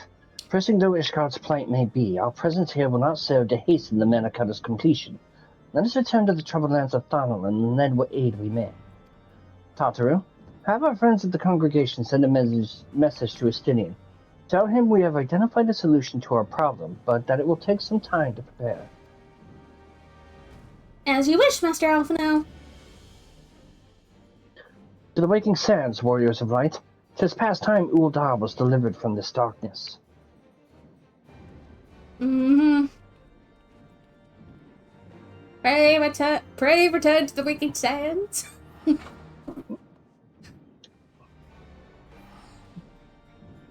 Almost went to Uldar.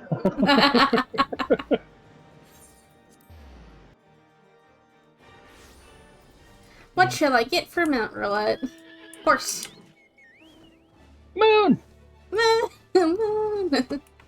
The bowiest of bows. Hell yeah. Do-do-do-do-do-do.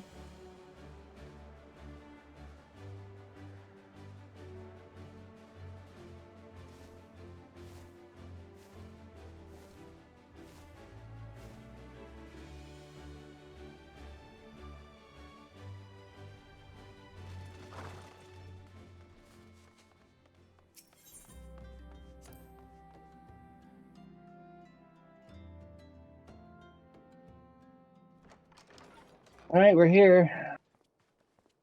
Hey everyone.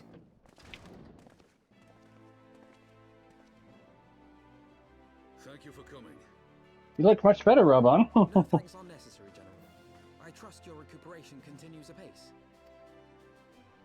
I cannot complain. Thanks to Higiri and her ministrations, I've regained much of the strength I lost during my imprisonment. I gather you have made progress in the search for Her Grace. Aye, some good fortune at last. A few days past, Dulala informed us that a sizable shipment of alchemical supplies had been delivered to the palace.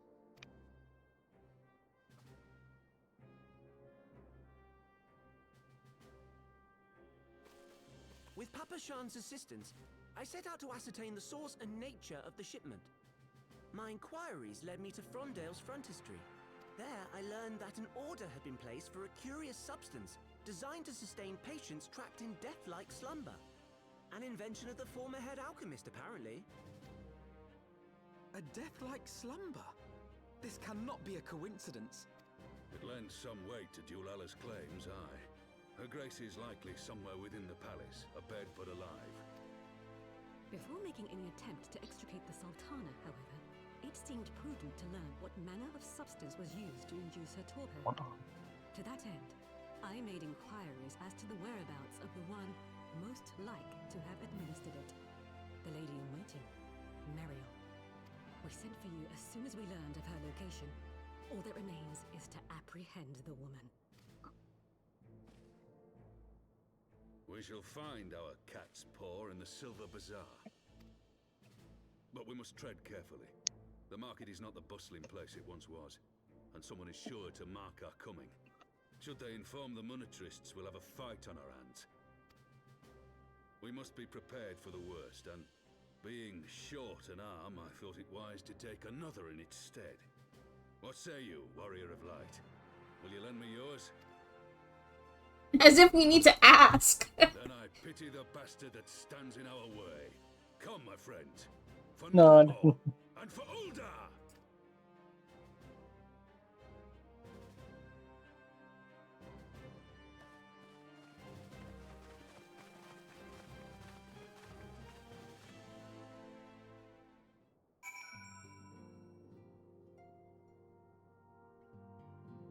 The bull is back. Mm-hmm. How you giddy? You giddy. Ready? Yep. Our target is Muriel, the Sultana's former lady-in-waiting, a woman of Midlander heritage.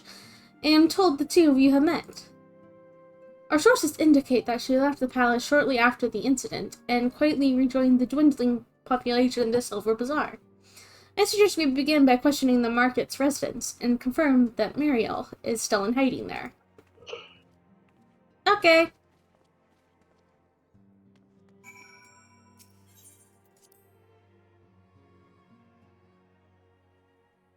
Hi. Alright.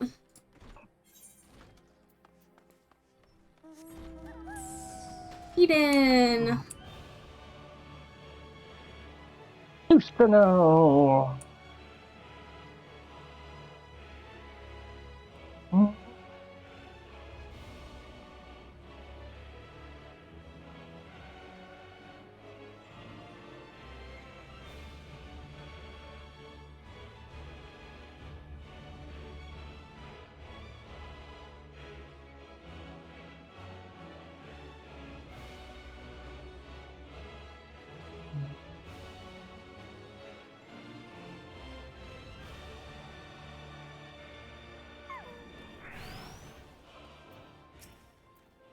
Mariel?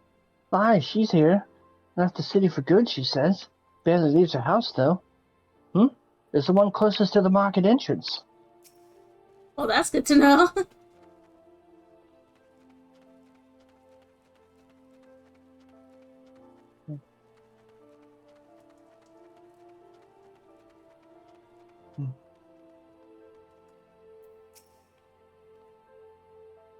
Greetings, Strife. Knocked up. What can I do for the Silver Bazaar's favorite adventurers? Looking for Mariel, you say? If you're hoping to lure her back to Ulda, you may as well give up now. The girl's done with city life. Okay. I have no intention of luring her back anywhere. Just need to have a word. Do I know any returning residents? Gosh, don't tell me they're starting to come back. My masters will not be pleased to hear of this. I believe over here? Well, if I remember correctly, yeah. Yep. Hi. What's up? Remember me? The person you threw under the bus?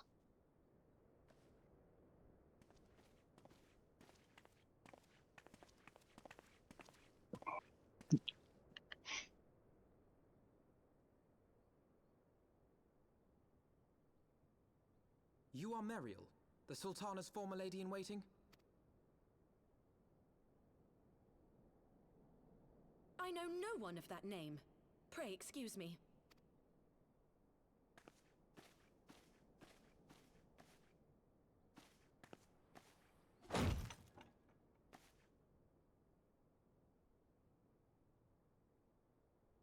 General Alden. Yeah, walk away from us, but I dare you to walk by him. Yeah.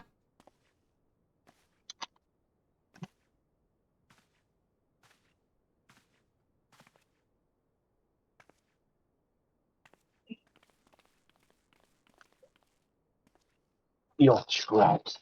We will have the truth from you, girl. I admit, I was kind of scared of Robon when he said that. Yeah.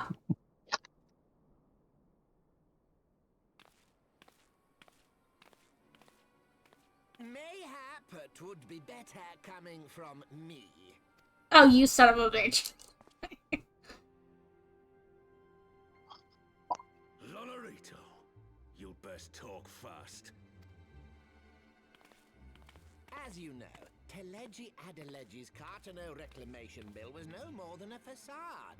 A means to get his grubby little hands on that Allagan monstrosity Omega. When he learned of Nanamo's intention to abdicate, however, he was forced to amend his plans. Suddenly, assassination seemed the most promising way to further his ambitions. I am told Teleji had discovered a maid in whose veins ran the blood of House Thorn. A new, more pliable puppet to sit the throne. 'Twould have caused an uproar, of course, but few could have contested her claim.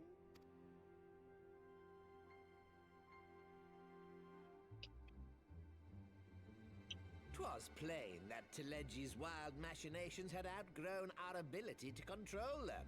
So I decided to usurp his scheme and left the fool to seal his own demise. And what of Nanamo? Oh, I have no desire to harm her grace. 'Twould profit me little to destabilize our government. Thus did I employ young Mariel here to administer a potent sleeping potion in place of a poison.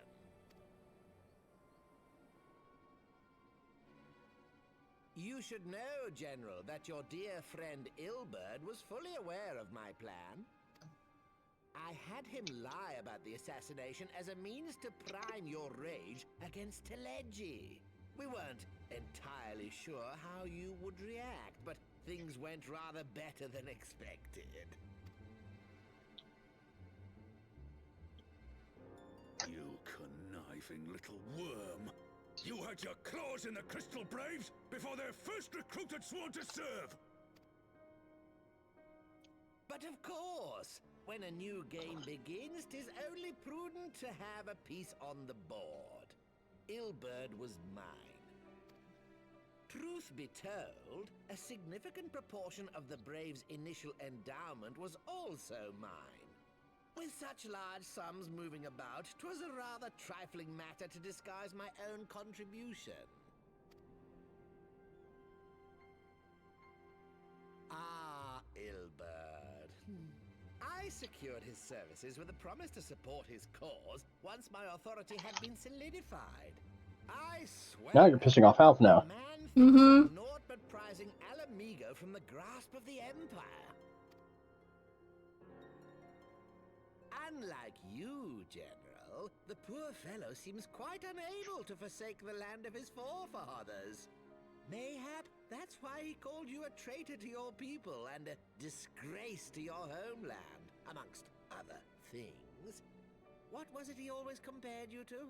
Oh, yes, an overgrown lapdog begging for scraps at the Sultana's table. Oh, how we laughed. Stop poking them. Ilberd's entertaining little outbursts eventually gave way to wearisome tirades, and the zealous brute became rather unruly. I had no wish to see you executed, you understand, but he would not take no for an answer. Rest assured, his employment with me has long since ended.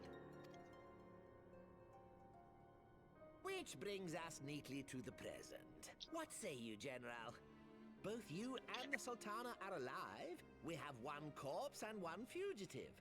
And preparations have been made to restore your good name. Shall we cry quits and start again with a blank ledger? The hells we will! Do you honestly expect me to forgive and forget? After all you've done? You're guilty of high treason! Stay your blade, Master Alden. You yourself are not innocent. Or have you forgotten your own crime in executing Telegi Adelegi without trial? Though you acted out of loyalty to the Sultana, such deeds are in violation of both the word and spirit of the law.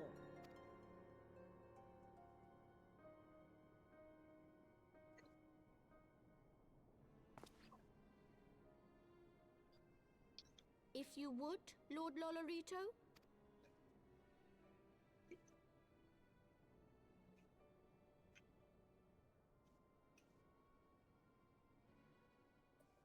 This potion will wake the Sultana from her slumber.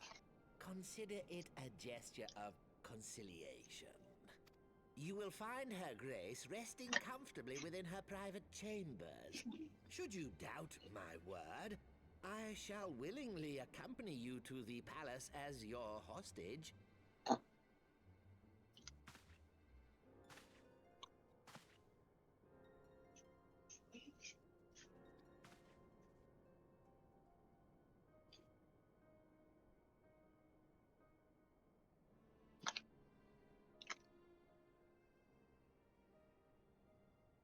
I like not your motives, Lolorito. But you saved the Sultana's life, and for that, you have my gratitude.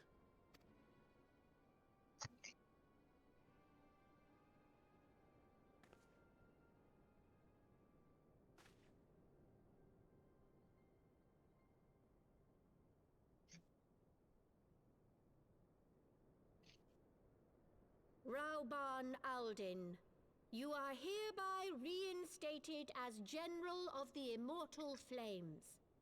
The citizens of Uldar shall once more be united under Nanamo Ulnamo, and together we shall usher in a new age of prosperity.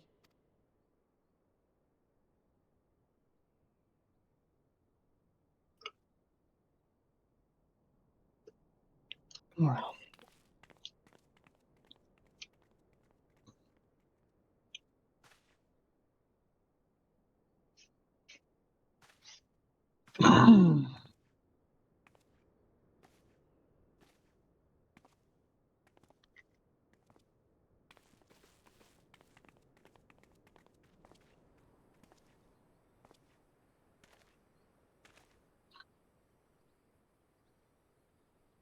Well, looks like she's going back to the city after all. Yep. Kinda doesn't have a choice. I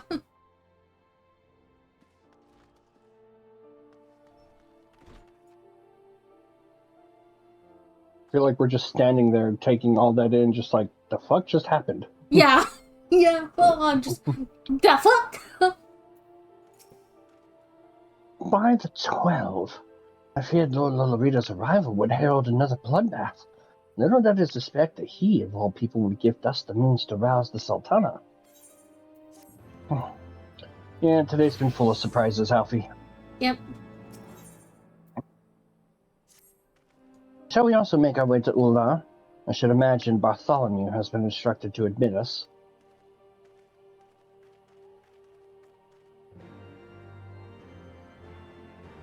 Now I can take us to Uldar. Yes.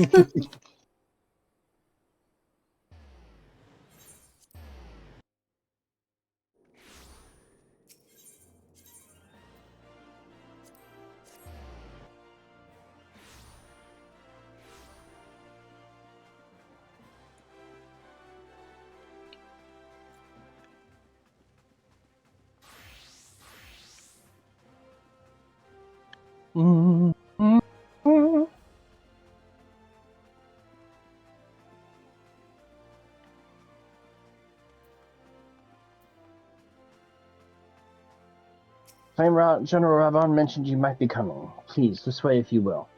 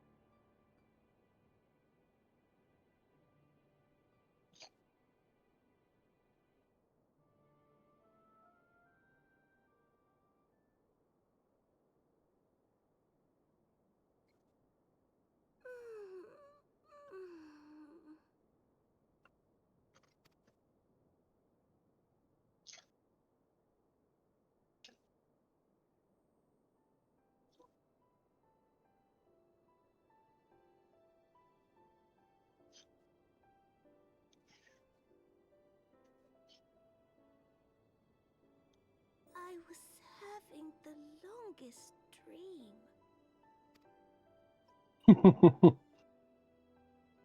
Tis time to wake up, Your Grace. Another day begins in Thunderland, and the sun blazes bright upon the sands. Raban, what happened to your arm? Yeah.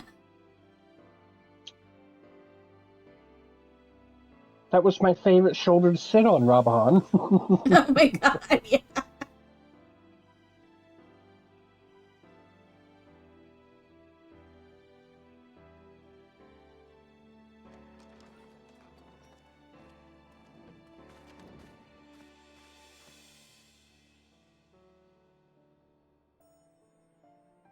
Her Grace is awoken. The palace physician assures me she's none the worse for her slumber.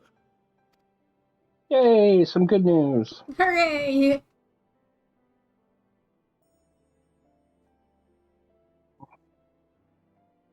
I believe Her Grace will soon resume her plans to place the government of Uldar into the hands of its citizens. Whatever path she chooses to take, I shall walk it with her. And we shall tread slowly, lest the nation be unsettled in our wake.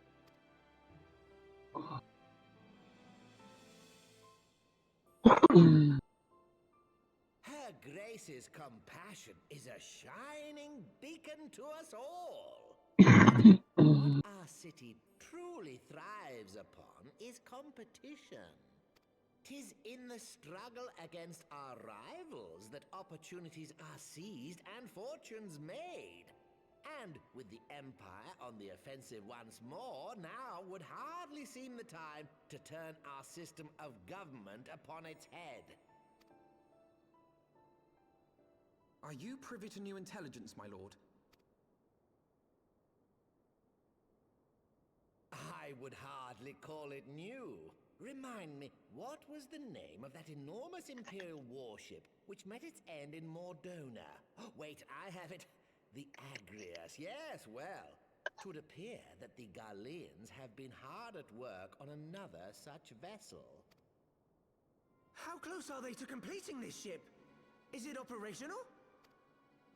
Its maiden flight was a success, I hear. I should imagine Emperor Varys is eager to see how it performs in battle. My lords and ladies, I move that it is time to repair the damage caused by Teleji Adeleji and prepare our great nation to repel the Empire once more.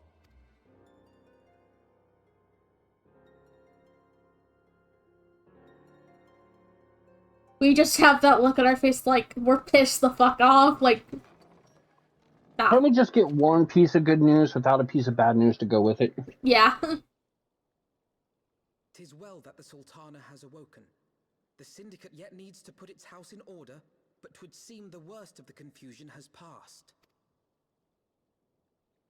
Uldar has taken control of its future, and I must do the same.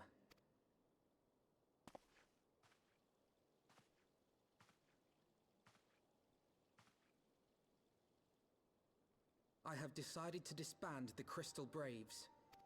Among the recruits, there were those who supported our Order's goals and convictions with all sincerity.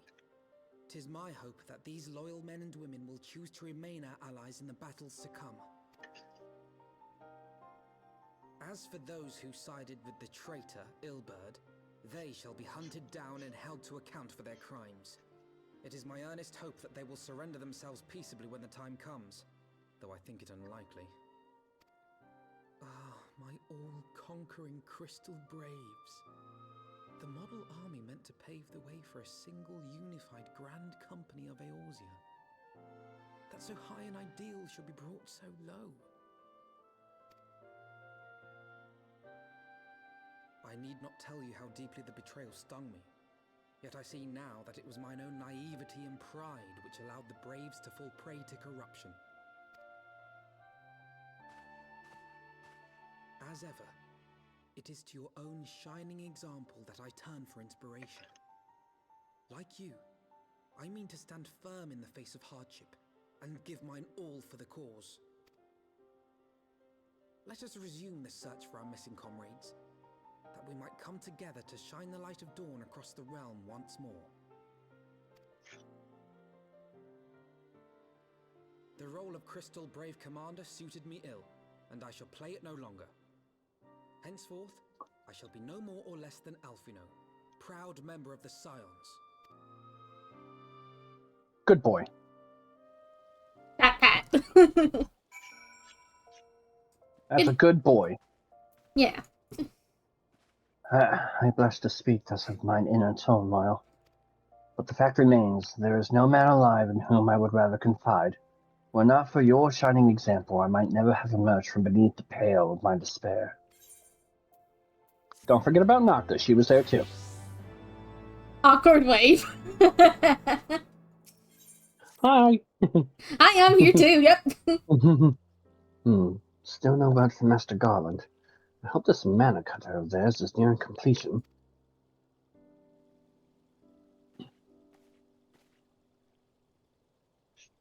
I am assured that Her Grace will make a full recovery. And Ula too shall flourish once more. General Raban and his colleagues have matters well in hand, I believe. Lady Ugiri, a question, if I may. I believe your people have been keeping a close watch on the Crystal Braves. Might you know how things stand at the Rising Stones? Yes, of course. You will be pleased to know that the 3rd Unit Braves abandoned Revenant's Toll when they learned of Captain Ilbert's defeat. The only blue uniforms to be seen there now are those worn by soldiers loyal to you, Master Alphino. To me? I see. I am grateful to hear that at least some of our members were true to their oaths. Ere we return to Ishgard, I must go to the Rising Stones and thank these stalwarts for their service. It shall be my final act as a Crystal Brave commander. Will you join me, Nocturne Strife? You were there at the company's inception. 'Tis only fitting that you be present at its end. And I would appreciate the support. Sure. Yeah, no problem. I'm going as White Mage, so I'll throw you a couple of Medica if it gets really bad.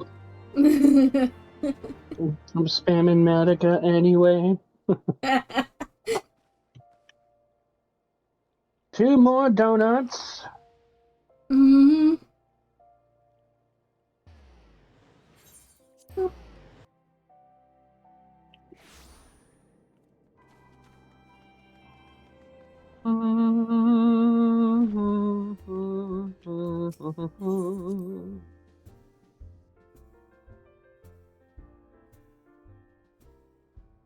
It's amazing how centralized this place became, considering it was a secondary location. Yeah.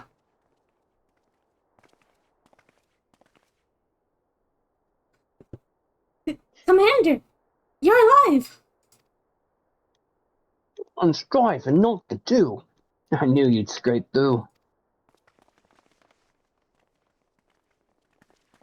My splendid brave Crystal Braves, I have wronged you, all of you. My promises of glory and salvation have brought you naught but blood and betrayal. You'll not hear us complaining. 'Twas a sight messier than expected, aye, but we were still fighting for the freedom of all, just like we saw. Ain't that right, mates? Aye!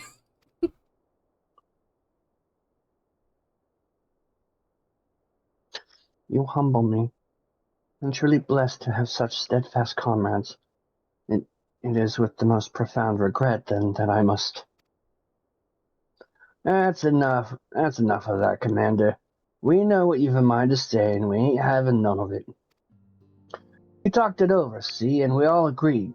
You can take our uniforms and strip us of our ranks, but we won't be no less of a company. But the Crystal Braves... The Crystal Braves may be finished, but the ideals upon which the company was founded live on. They bind us to each other and to you.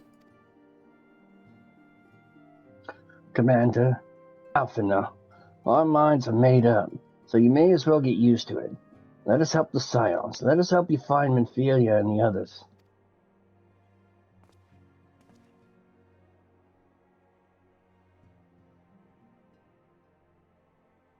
My friends, after all that's happened, I know not what to say.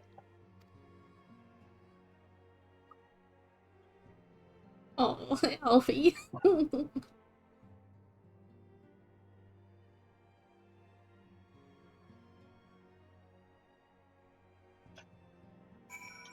It's okay, Alfie, it's okay.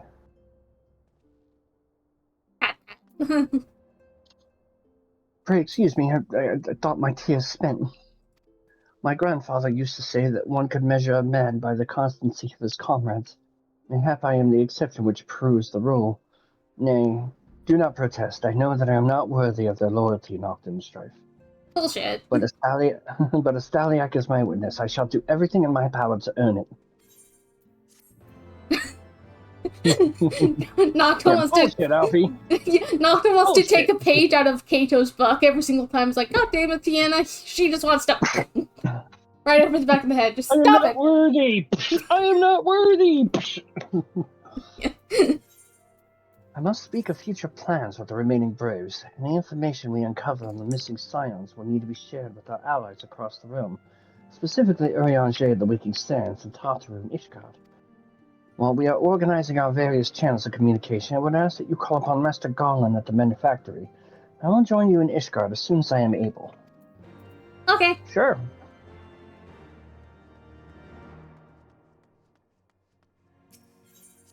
Step outside.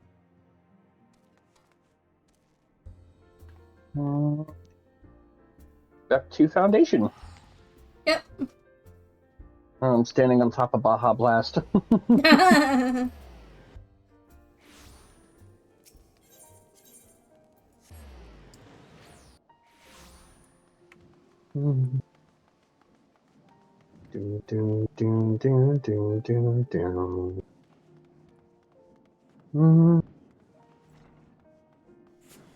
said. Nocta, Strive, how in the seven hells do you do it? I was just about to send for you. We have but this moment completed the Mana Cutter's first successful test flight. A few minor adjustments and she'll be ready to go.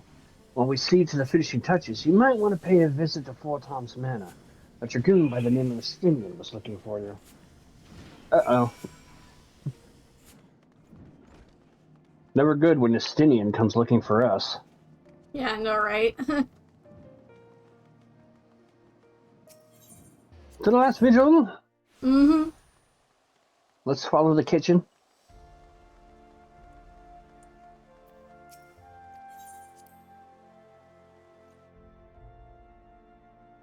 Hey, Estinian. You have fulfilled your obligations to the Yuldans, then. Mistress Tartaru has been keeping me appraised of the situation. Once I learned that these mana cutters of Master Garland's were nearing completion, I saw no reason to tarry in the mists. For the present, Nidhogg seems content to remain in the Aery, plotting his revenge. Might not this be an apt moment to unfold our plans to Sir Aemric? I think we have kept him in the dark long enough. You right. Yep.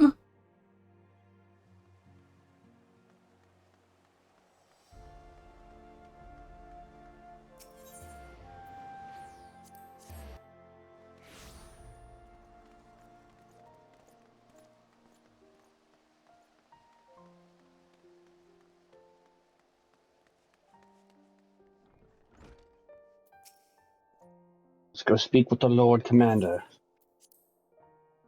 Lucia!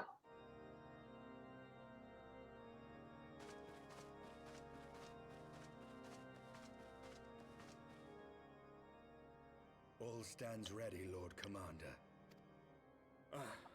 The moment has come then. Pray excuse my lateness. I paid a brief visit to the workshop to inquire about the mana cutters. The engineers assure me that they're ready. Congrats on first Odin. Welcome in. Hello. The Aery is now but a short flight away. Yet what a long and winding path we took to reach this point. Were it not for Master Alphinaud's proposal, we never would have attempted to parley with the dragons. Though our negotiations yielded little, our expedition with Lady Isar taught us much. You took an unimaginable risk. I could scarce believe the tale Estinian told. Aye. 'Tis true that many of our countrymen would sooner die than join hands with the heretic's mistress. But 'twas through that most unlikely of alliances that we came to speak with Hraesvelgr. A conversation that went rather poorly, as I recall. In this instance, the journey was more important than the destination. Had we not slain Nidhogg's consort, Tiaman, and put the Great Worm on his guard, the Dravanians would have arrived at Ishgard's walls long ago. Aye, that they would. Full grateful am I for every hour of respite your actions have afforded us. Thanks to you, our defenses are much improved. 'Tis but a pity they won't be enough.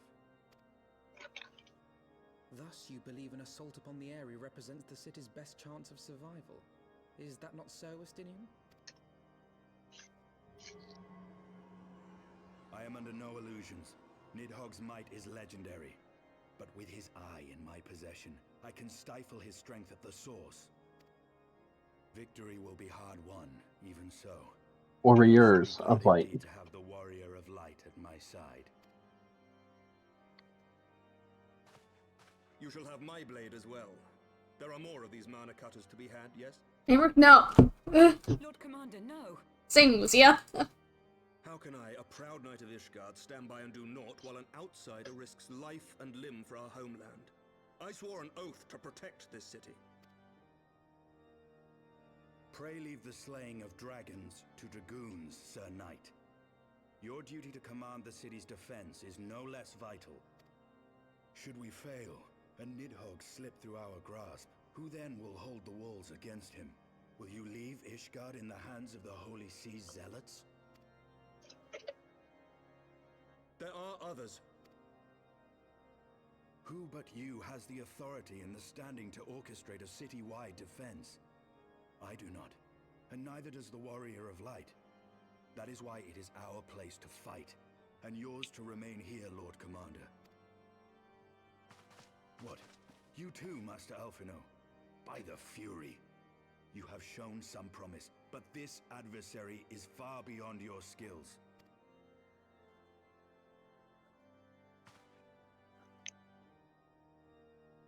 Your candor is appreciated, Sir Dragoon.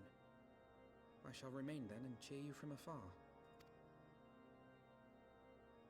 Well, my friend, would seem I have discouraged the last of the volunteers, and claimed the task as ours alone. But if any alive can best this worm, 'tis surely we too.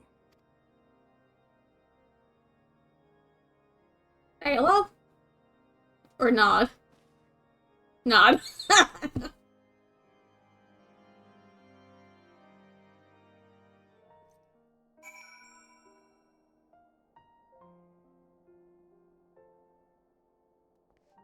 Alright. I have pricked Master Alphino's pride, I fear. But had I been less forceful, the boy would have insisted on accompanying us to the Aery. Do not think me blind to his talent. With a few more campaigns under his belt, I have no doubt that Alphino will make a fine field commander. But one does not practice on an adversary such as Nidhogg. We shall be hard-pressed enough without the added worry of carrying a novice. Rude.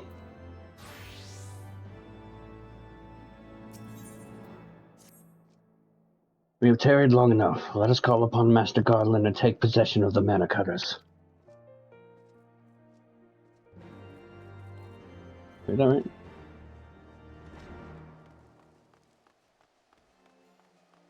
Dead. Give us your Mana Cutters, please. Tis time for the Aery.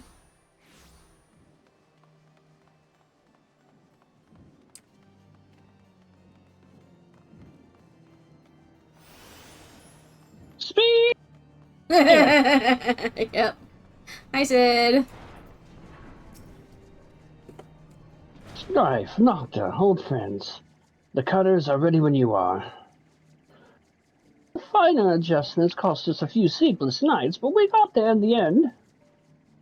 Which means you can get where you need to go. I tell you, these little beauties will tear through the wind barrier like a cement drill through a cottage cheese. And that, my friends, is a Garland Ironworks guarantee. You have our thanks. Come, warriors of light. The Dreadworm awaits. Nod. Boom. Yep. Boom.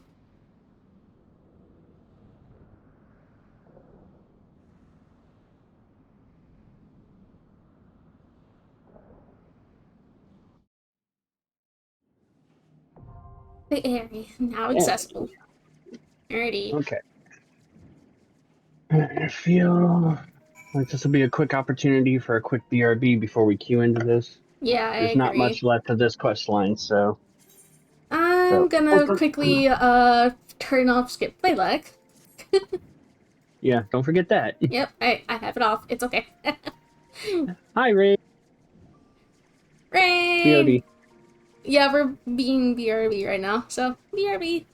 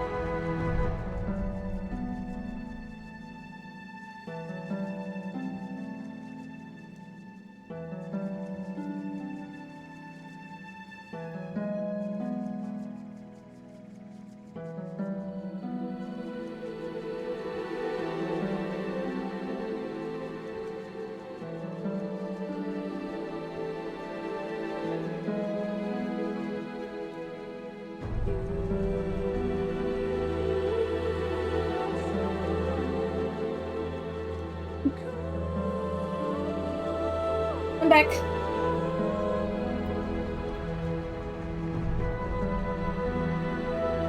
I have returned.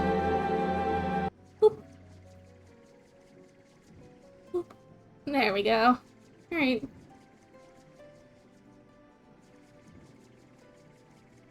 Alrighty.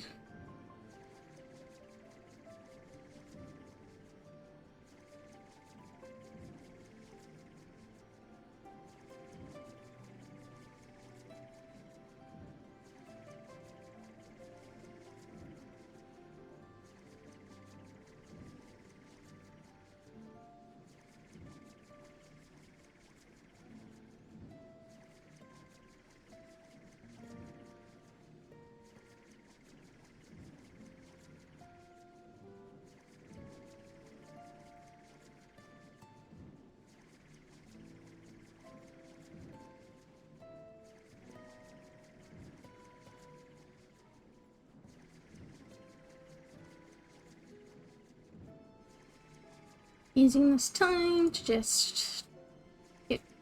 Thank you, Rain. Took the moment to get another drink, get a snack, etc. My mom is making chocolate chip cookies, so I'm gonna be enjoying those later.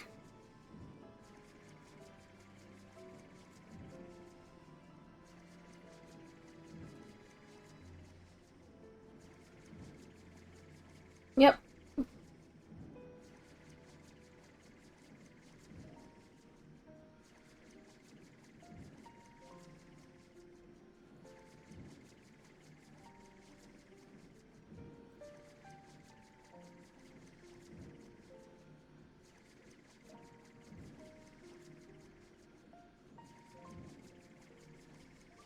I hath returned. Welcome back. And thank you for the watch streak, Strawberry.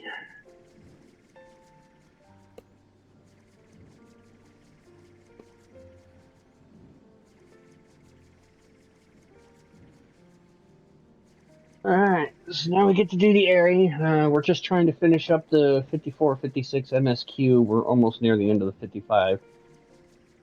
I don't know, Rain, you wanna join us for the Aery? We need a tank or a heal. Or are you still not in a position where you could probably commit?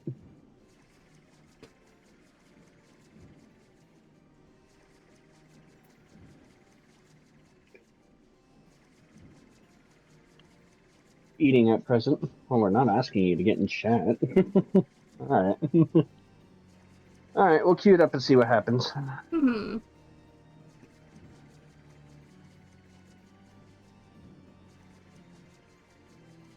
No, it says less than 5 minutes. We'll see. I still feel like we'd have better queue times with Heavensward dungeons than we did with ARR dungeons. Oh yeah, for sure.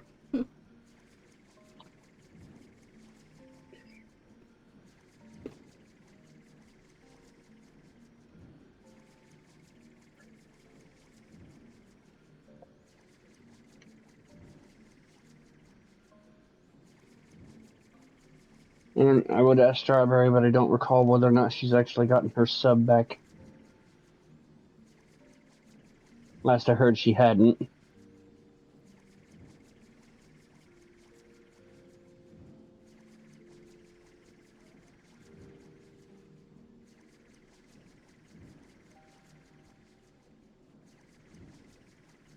Hello, Zyla. If it takes more than 5 minutes, I'll log in. Well, we're already a minute in. It'd almost be a good idea to start logging in.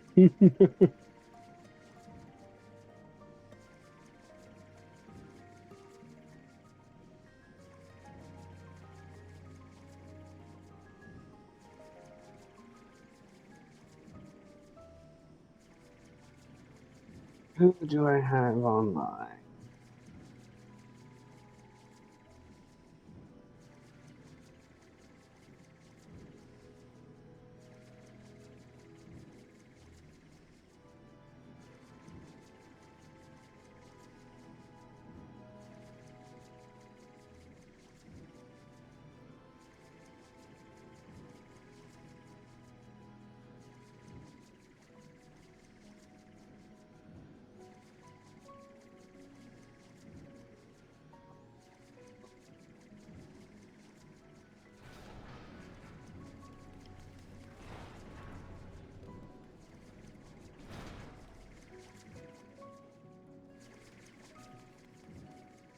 A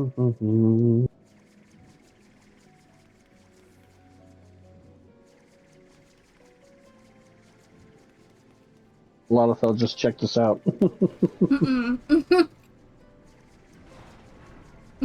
You're not sure how to feel about that.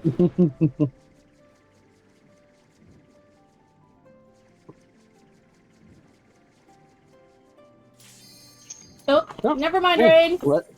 Less than 3 minutes. Pretty good.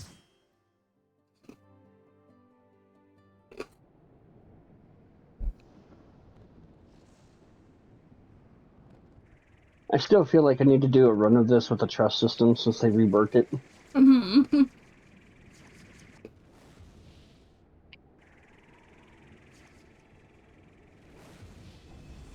Hi, Nidhogg. Hey, buddy. Would you believe that we came to talk? No. I guess not.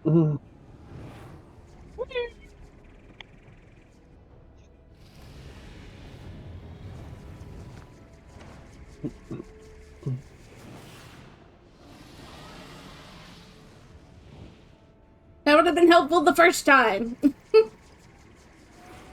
Yeah, before Nocta lost her eyebrows.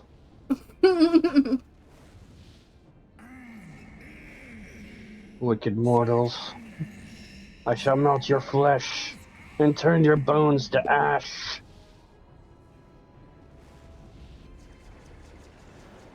Find a landing point, find a landing point. Whee! Good save. Can land right there. Hence the dungeon start. Yep, and there's where they added Estinian returning to us.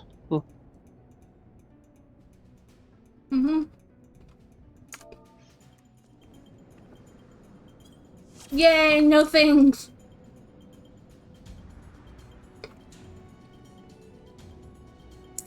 A Mokete and an Ara.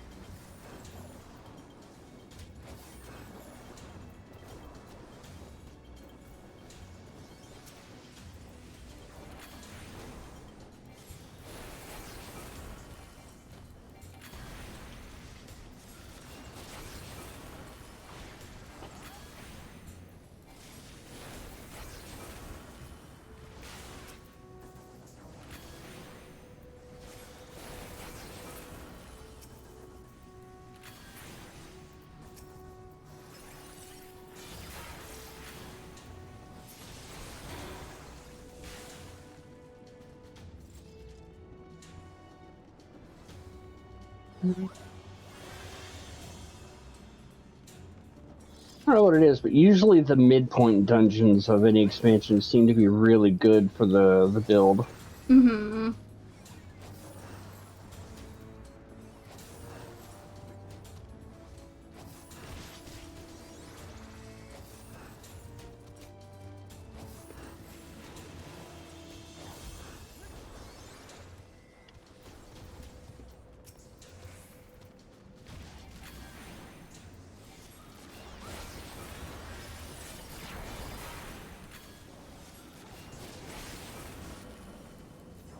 I moved just in time. It went off immediately after I moved.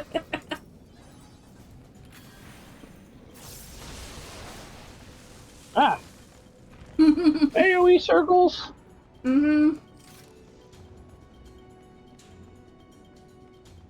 radioactive orange juice.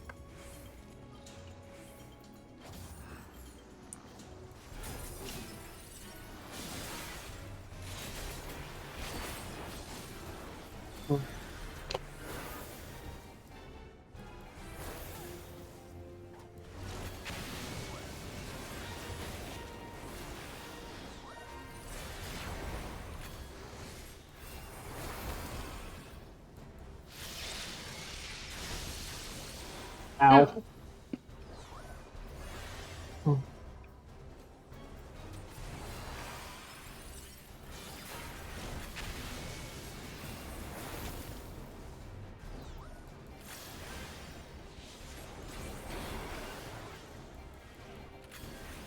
Yay.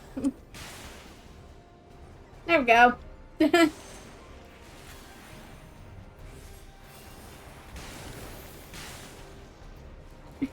I was just like, please give me the tether. I know what to do with it.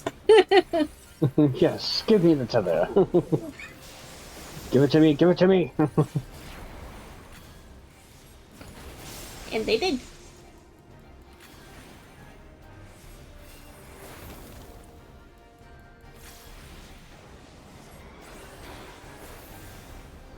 Now this time it is the sage. No, it's the healer. And they're just gonna stand there and take it. Yeah. Ow. That must have hurt.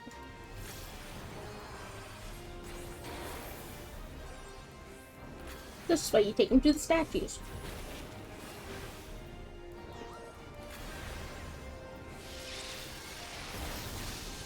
Ow.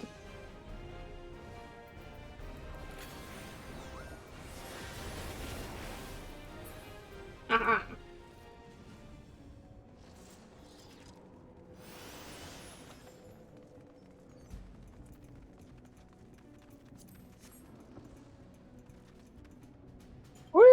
Yeah.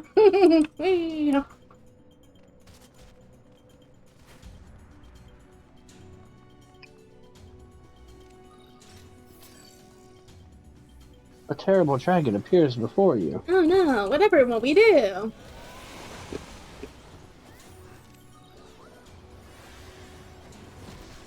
Remember when there used to be sleeping dragons here? Oh. Mm-hmm.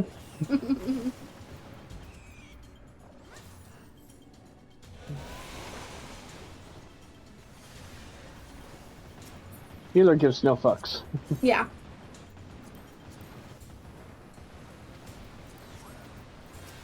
No. Ow.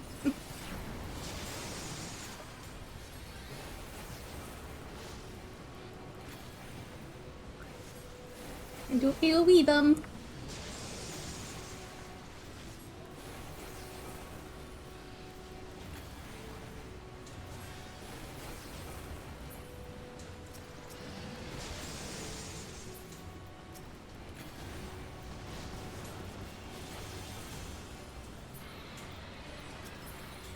There we go.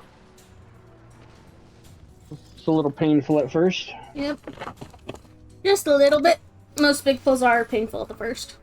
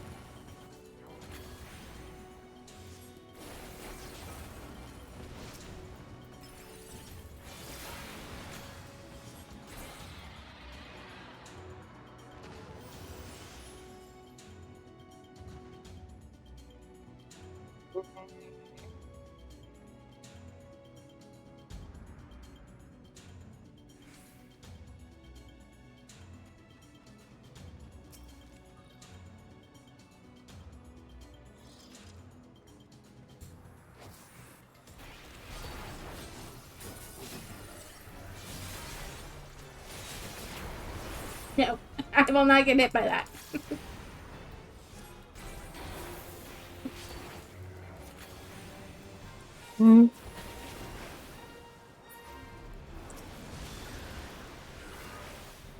Beep.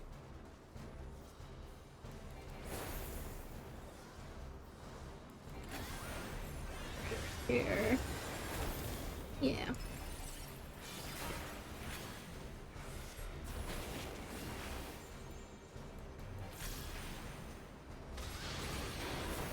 Ow.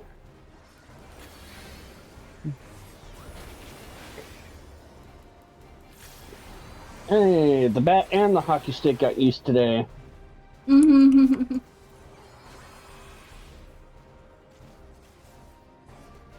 you, Wonder Twin.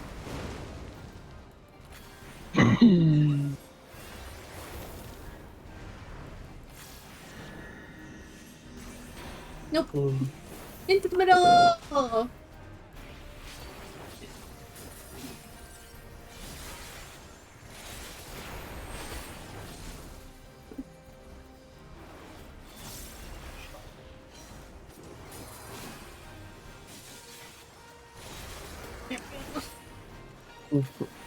In the flammable fumes. Uh-huh. Let me guess. Middle is unsafe? Yes, correct. Get back here. Yeah.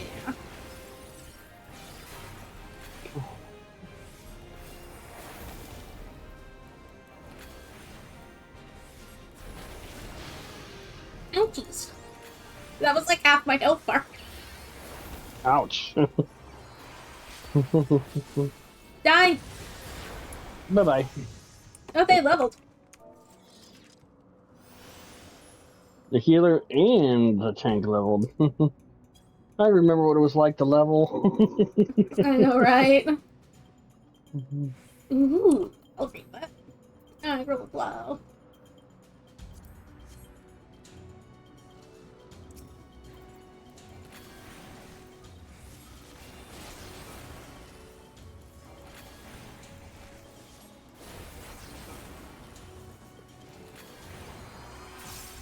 Can't big pull the last set.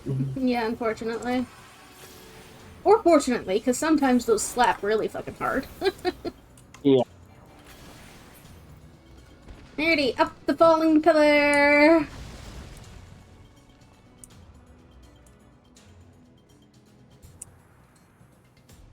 I don't know why that put me into the mindset of secret channel.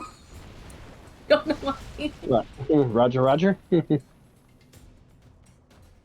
Roger, Roger. Roger, roger.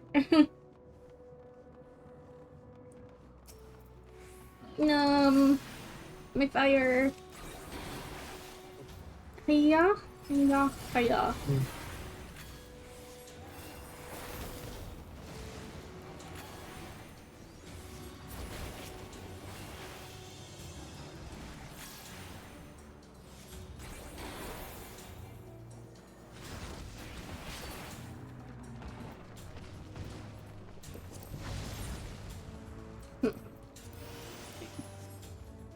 Back up another pillar.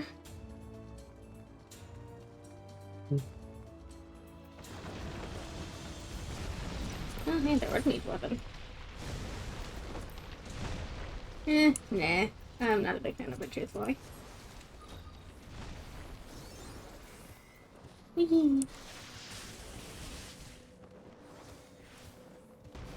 Pull everything.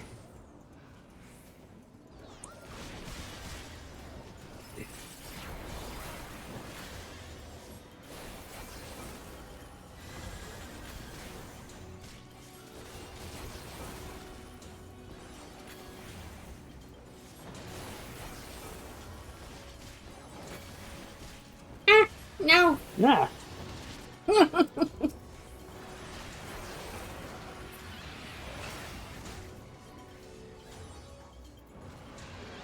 Don't focus the squishy DPS. See, the take looks yummy, doesn't it?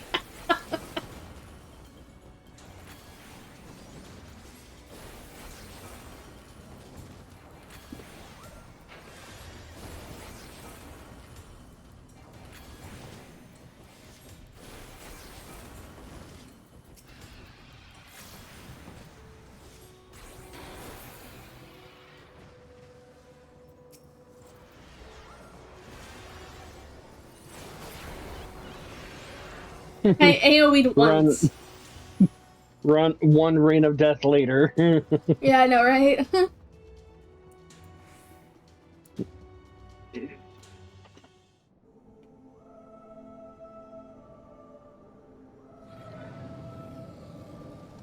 Hi, Nidhogg. Nidhogg.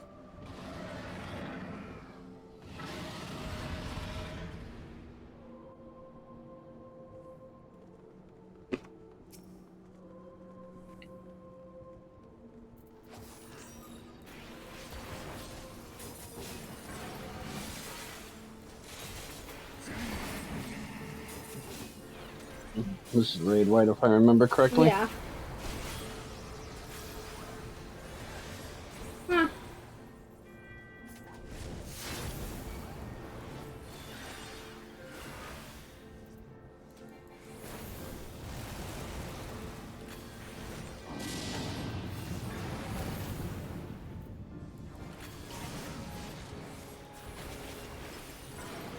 Oh,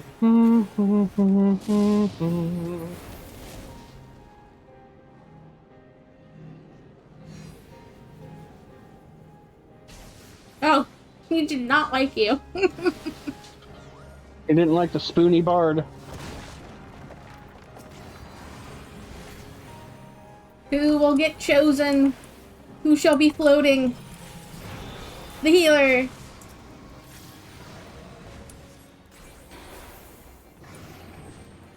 Protect the healer! Healer saved. We're good.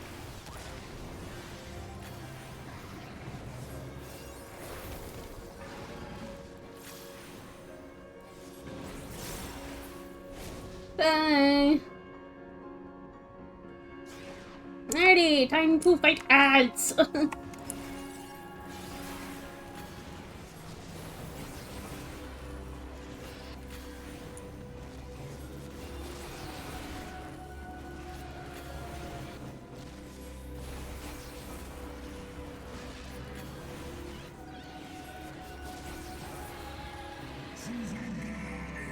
Wow, that was a little bit over 25.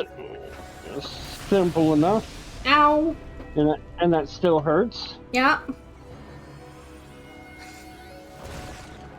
Alrighty.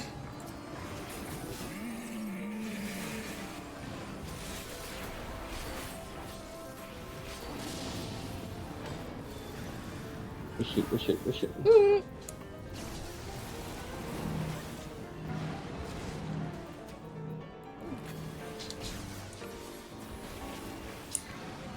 Unfortunately, I cannot be a res mage here if you die, so...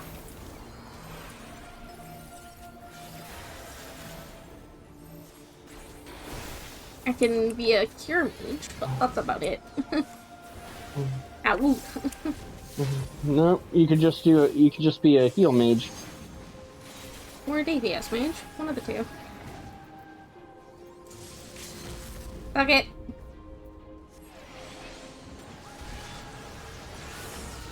Woo! That did a lot.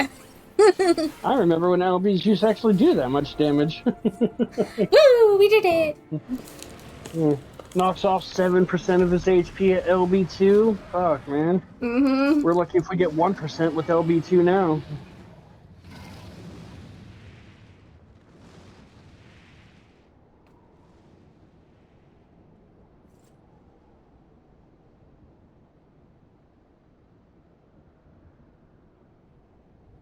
Let's see, did they stay?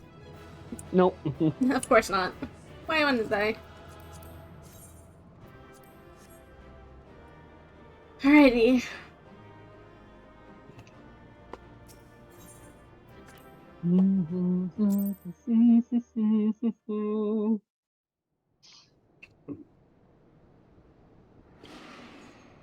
Oh shit, he's back!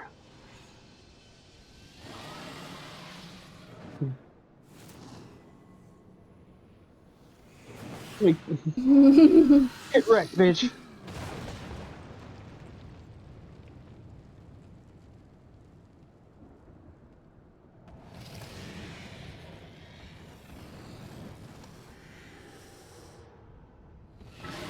He's so angry.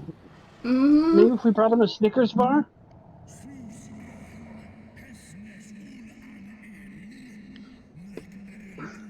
Thou wouldst use mine own eye against me. Time hath thought not to dilute thy kind's depravity.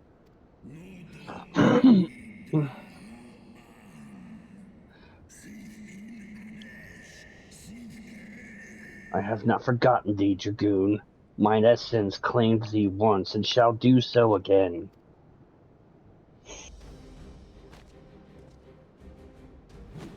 No, worm! This ends here!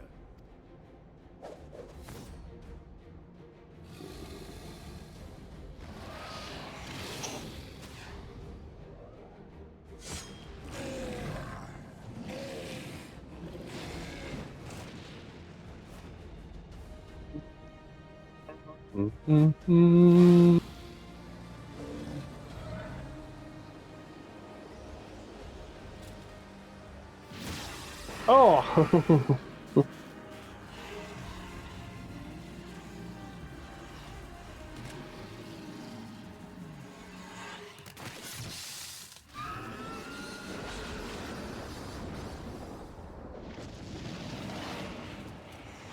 What was that you were saying about not being potentially? It'll be a miracle if you don't end up covered in Nidhogg's blood. Mm-hmm.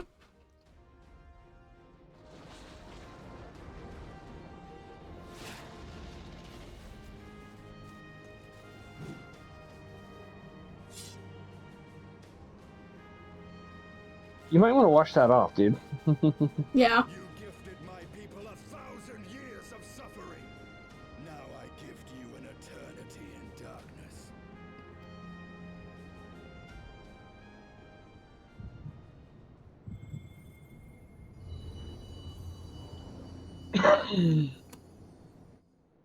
Alright, let's get another crystal back. So if I remember correctly, let's see, so RP related, we got Tyron's and Sandra's crystal back. Mm-hmm. Hey, there's Xeno's crystal. Yay! We got Xeno! We got Xeno's crystal back.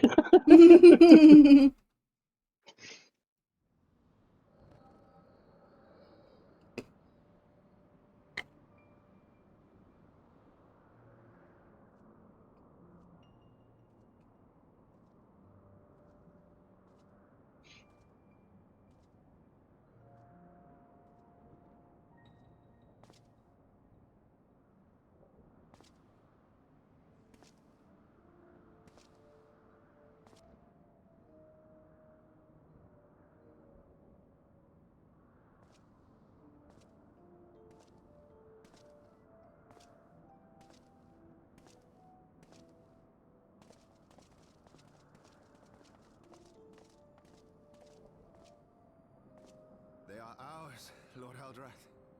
The eyes of Nidhogg.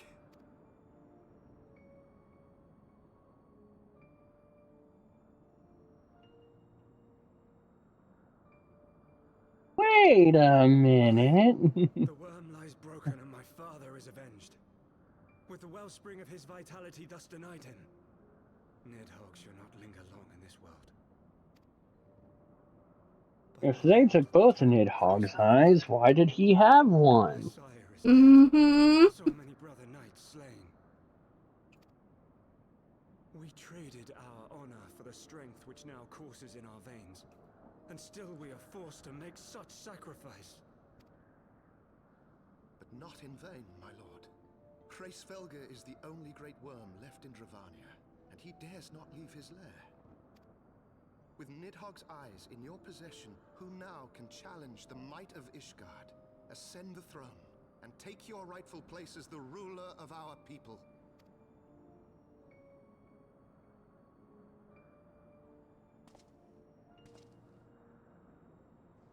Nay, my friend. I must forsake the mantle of king. Though Nidhogg be defeated, his wormling horde yet darkens the skies with wings beyond counting. As one who partook of Ratatoska's strength, it shall be my penance to bear a knight's arms until death grants me leave to retire. When that day comes, no prince shall perish, but a hell's-bound hunter of dragons. But Lord Haldrath, what then shall become of the royal line? Think of your people, my lord. Without a king, who will the common man turn to in his hour of need? How will he find his way without your benevolent hand to guide him? I thank you, Sir Flavian and Sir Silvertrill, for dispelling my remaining doubts. With men of such wisdom and compassion in service to the realm, 'tis plain that Ishgard has no need of a king.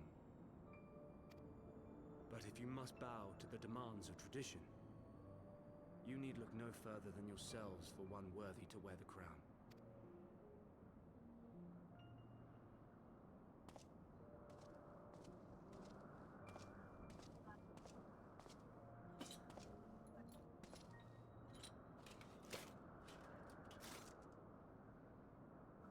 Fare thee well, my brother knights, my loyal friends. On these shoulders shall I bear the weight of my father's sins. With this lance shall I repay the debt accrued through our misdeeds.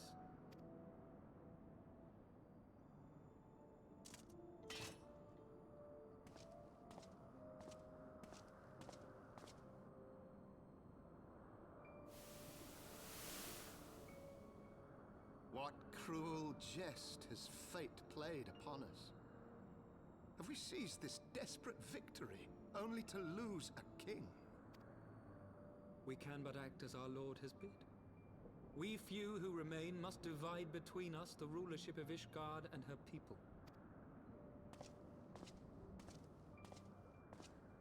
Not I. My oath was to Lord Haldrath and he alone. If he is not to be king, then I would hang up my shield as well. Will you abandon us too, sir?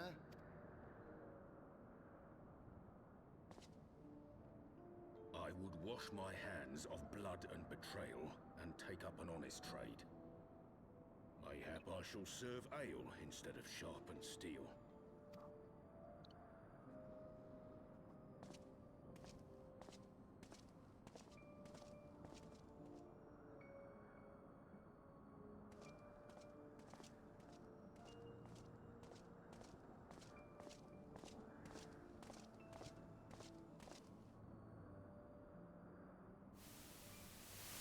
We four, then.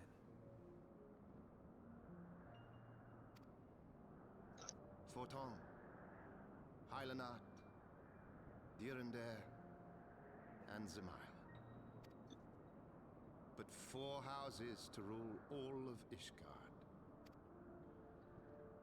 And what of the throne? We keep it empty. Until the day a king rises once more. We must assume the role of stewards. We shall shape our nation anew with a history of our own making, and let the truth of this dark day die here, upon the battlefield.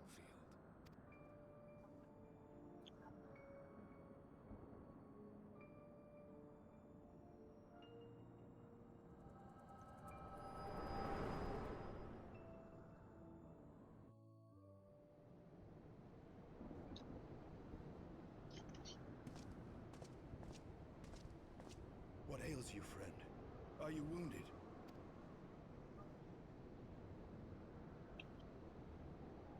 You have borne witness to history, to the culmination of the first battle with Nidhogg. The legend of Ishgard's founding tells that our ancestors were led to the I just saw the forming of the 4 high houses of Ishgard. Yep. In the midst of their journey, they came to a wide chasm where they were set upon by a great worm, Nidhogg. A furious battle then ensued with leading the van. Though the brave king was slain defending his people, his son, Haldrath, the first Azure Dragoon, fought on undaunted.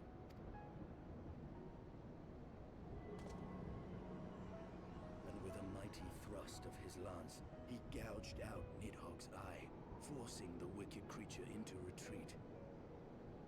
Thus did this eldritch orb become a sacred treasure of Ishgard, lending its power to every knight deemed worthy to bear the title of Azure Dragoon.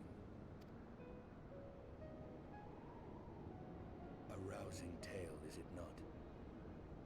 Would that I could still believe it. But your vision, which we must accept as immutable truth, leaves no room for doubt, save on one point. If Haldrath took both of Nidhogg's eyes, then how came this eye to be lodged in the worm's skull?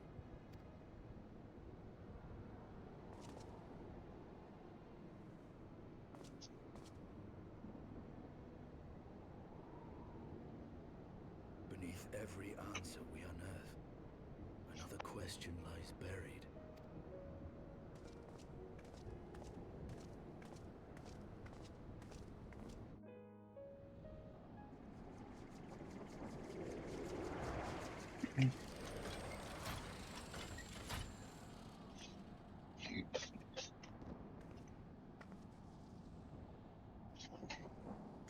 fierce battle, but one I knew we would win. Your fame is well deserved, warrior of light. Full proud am I to have fought at your side. I would fain return with all swiftness to Ishgard to inform the Lord Commander of our triumph.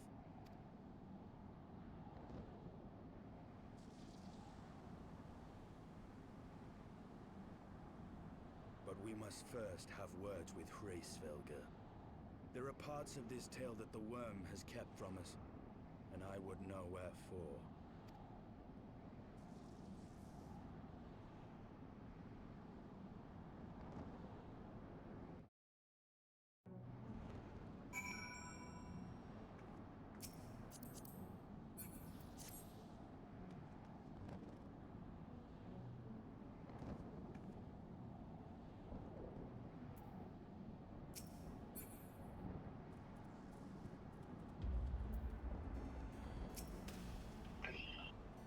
Ready?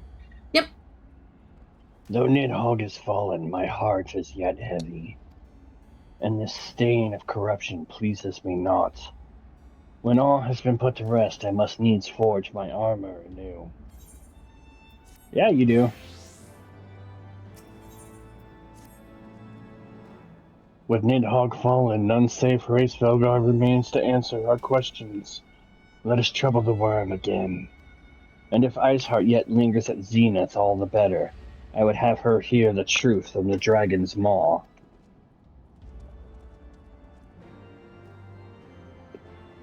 Well, that's easy enough to do. Teleport. I'll just spare us a flight. Yep.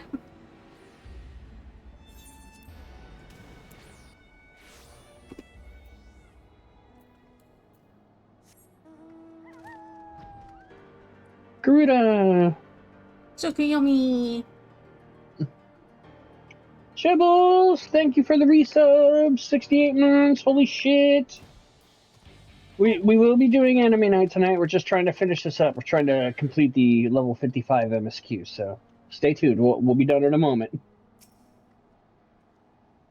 Ready? Yep. It was you, was it not? The furious screams of the dragons carried far. You have slain Nidhogg. What more could you desire from this place? Will you not allow Hraesvelgr to mourn the death of his kin in peace? Spare us your sanctimonious judgment, Ice Maiden. We have a gift for the Great Worm, and a mystery that can no longer lie buried.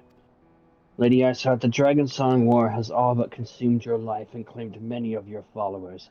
'Tis time you learned the truth of its beginning, the whole truth, that we may at last bring this bitter conflict to an end. Sound the horn, warriors of light. Okay.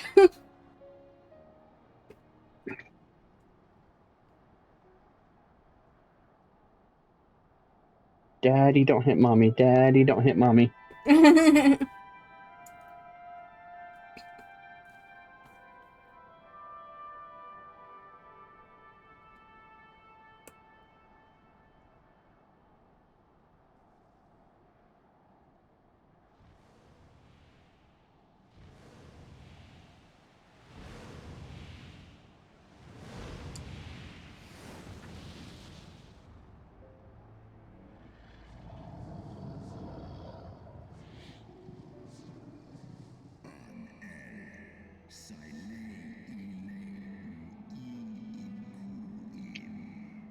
Impertinent mortals ever seeking to bury old wrongs under new.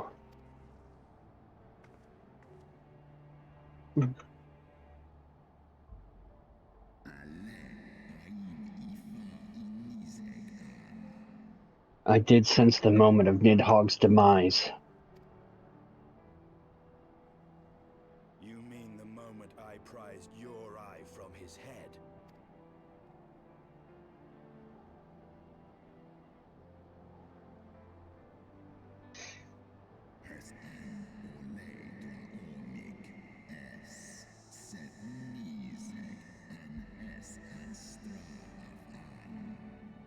Twould seem thou hast uncovered my secret.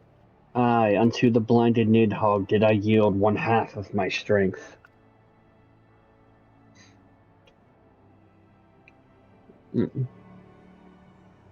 Here, take it back. I don't want your eye.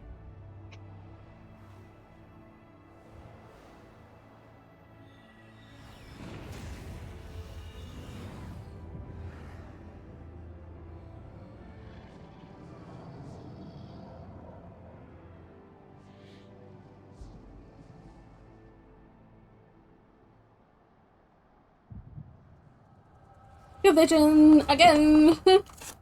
Here we go, getting lost in the echo.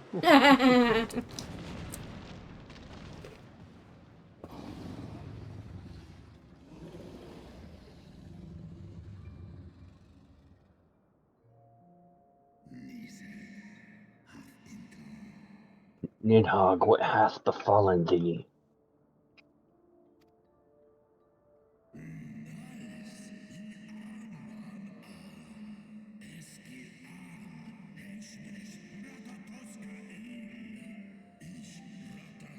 We are undone by covetous mortals. They did take out Ratasoka's eyes and glut their appetites upon her essence.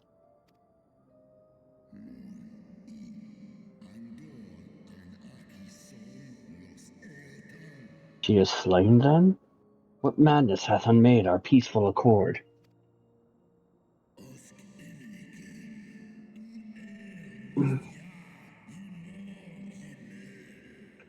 Did I not warn thee, brood brother? They have ever been untrustworthy creatures, those short-lived Delazin.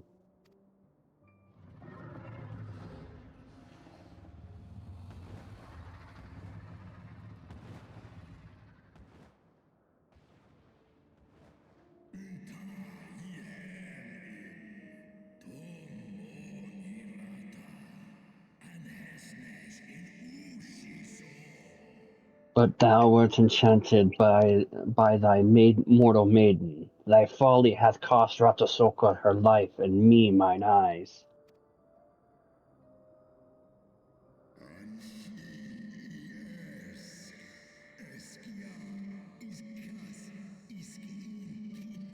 Oh, my beloved Shiva, how swiftly are thy kin made bestial by their appetites.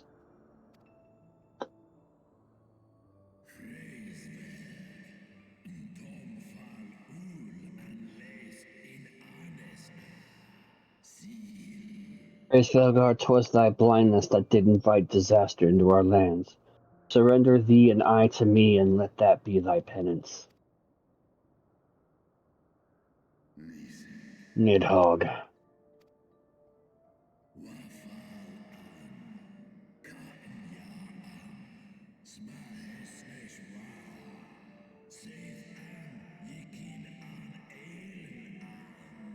They bested me once, but I was reckless.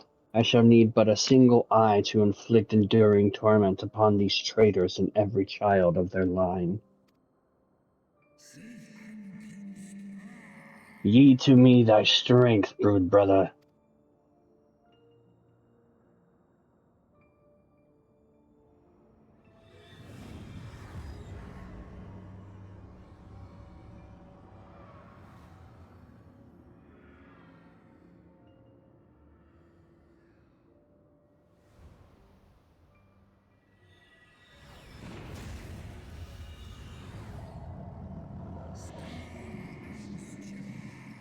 My vengeance has begun.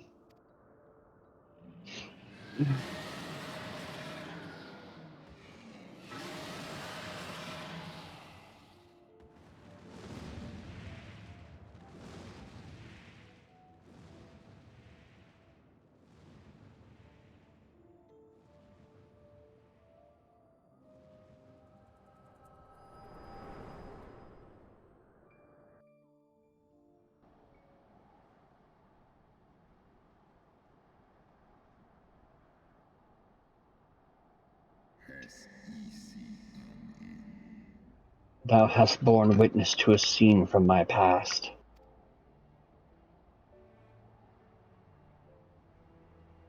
It was yours. Your strength that sustained Nidhogg all these years. Would that Haldreth had dealt the worm a killing blow.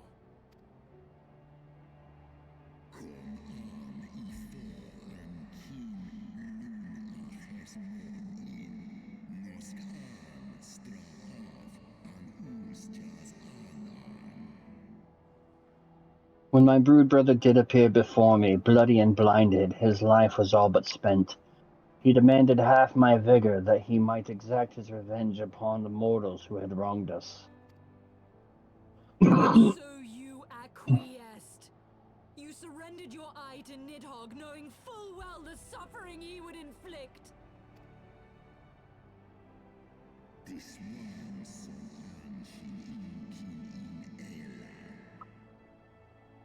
The peace my beloved so dearly desired had been shattered by her own kin.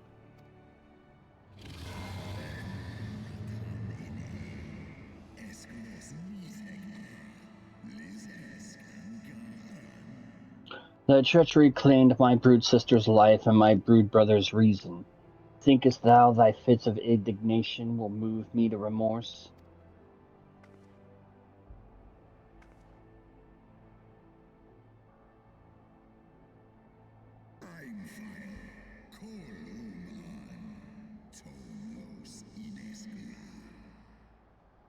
Go, mortals, take your unruly passions and leave this place. Your presence here spelleth naught but misery.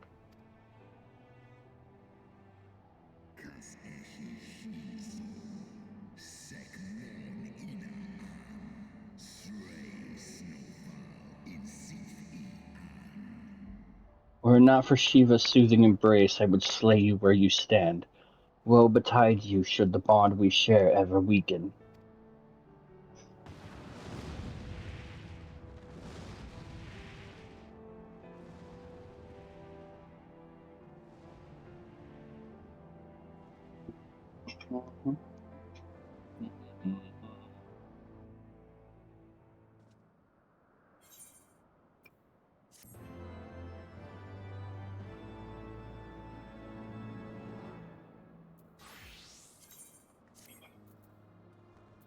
And there is where that's the end of the 55 MSQ. Yay! So we get to come back here to pick the quest back up. Okay. Cool. So not the worst place to stop, but hey, we're officially halfway through Heavensward. Yay! So just gonna suspend that for now. Drop party. Suspend. All right.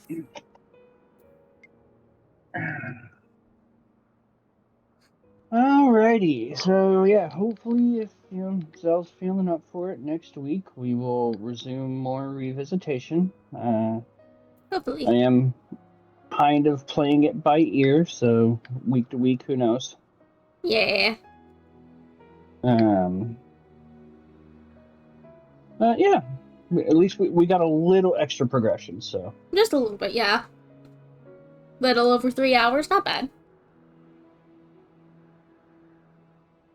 Who all is doing the streaming at the moment? Oh, shoot, I gotta go on. Gonna grab some more noms, Rain says. Yeah, let's see, who is this streaming right now?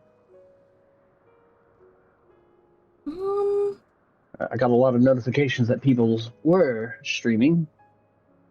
Mm-hmm.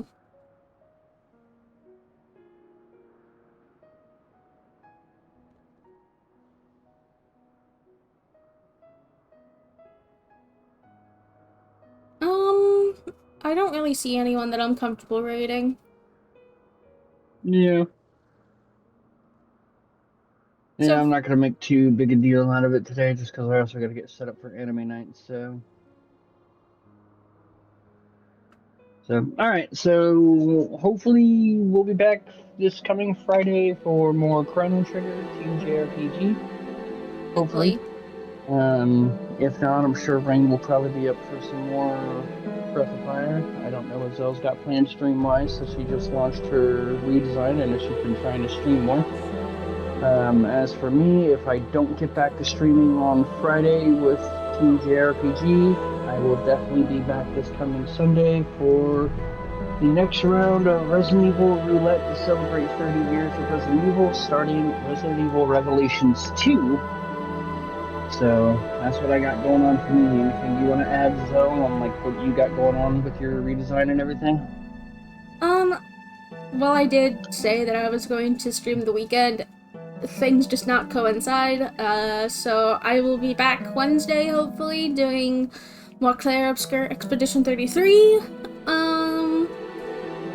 Hopefully back on Friday for Chrono Trigger. And I'm talking of collabing with a few different people, so we'll see where that goes. But, yeah. Alright, that works for me. So you'll see us around, otherwise hopefully you'll definitely see us next Monday. So until next time, guys, have a great rest of your night. Remember, on my Discord, we do anime nights every Monday, hopefully, unless something like that happens. So if any of you want to click the link in my channel to join my Discord, you're welcome to, and join us for anime night. We are currently watching Log Horizon, and yeah, and if you have any suggestions, feel free to come on in and suggest them. So then, good night, everybody. Night, everyone. Thanks for coming by. See you guys later. Bye-bye.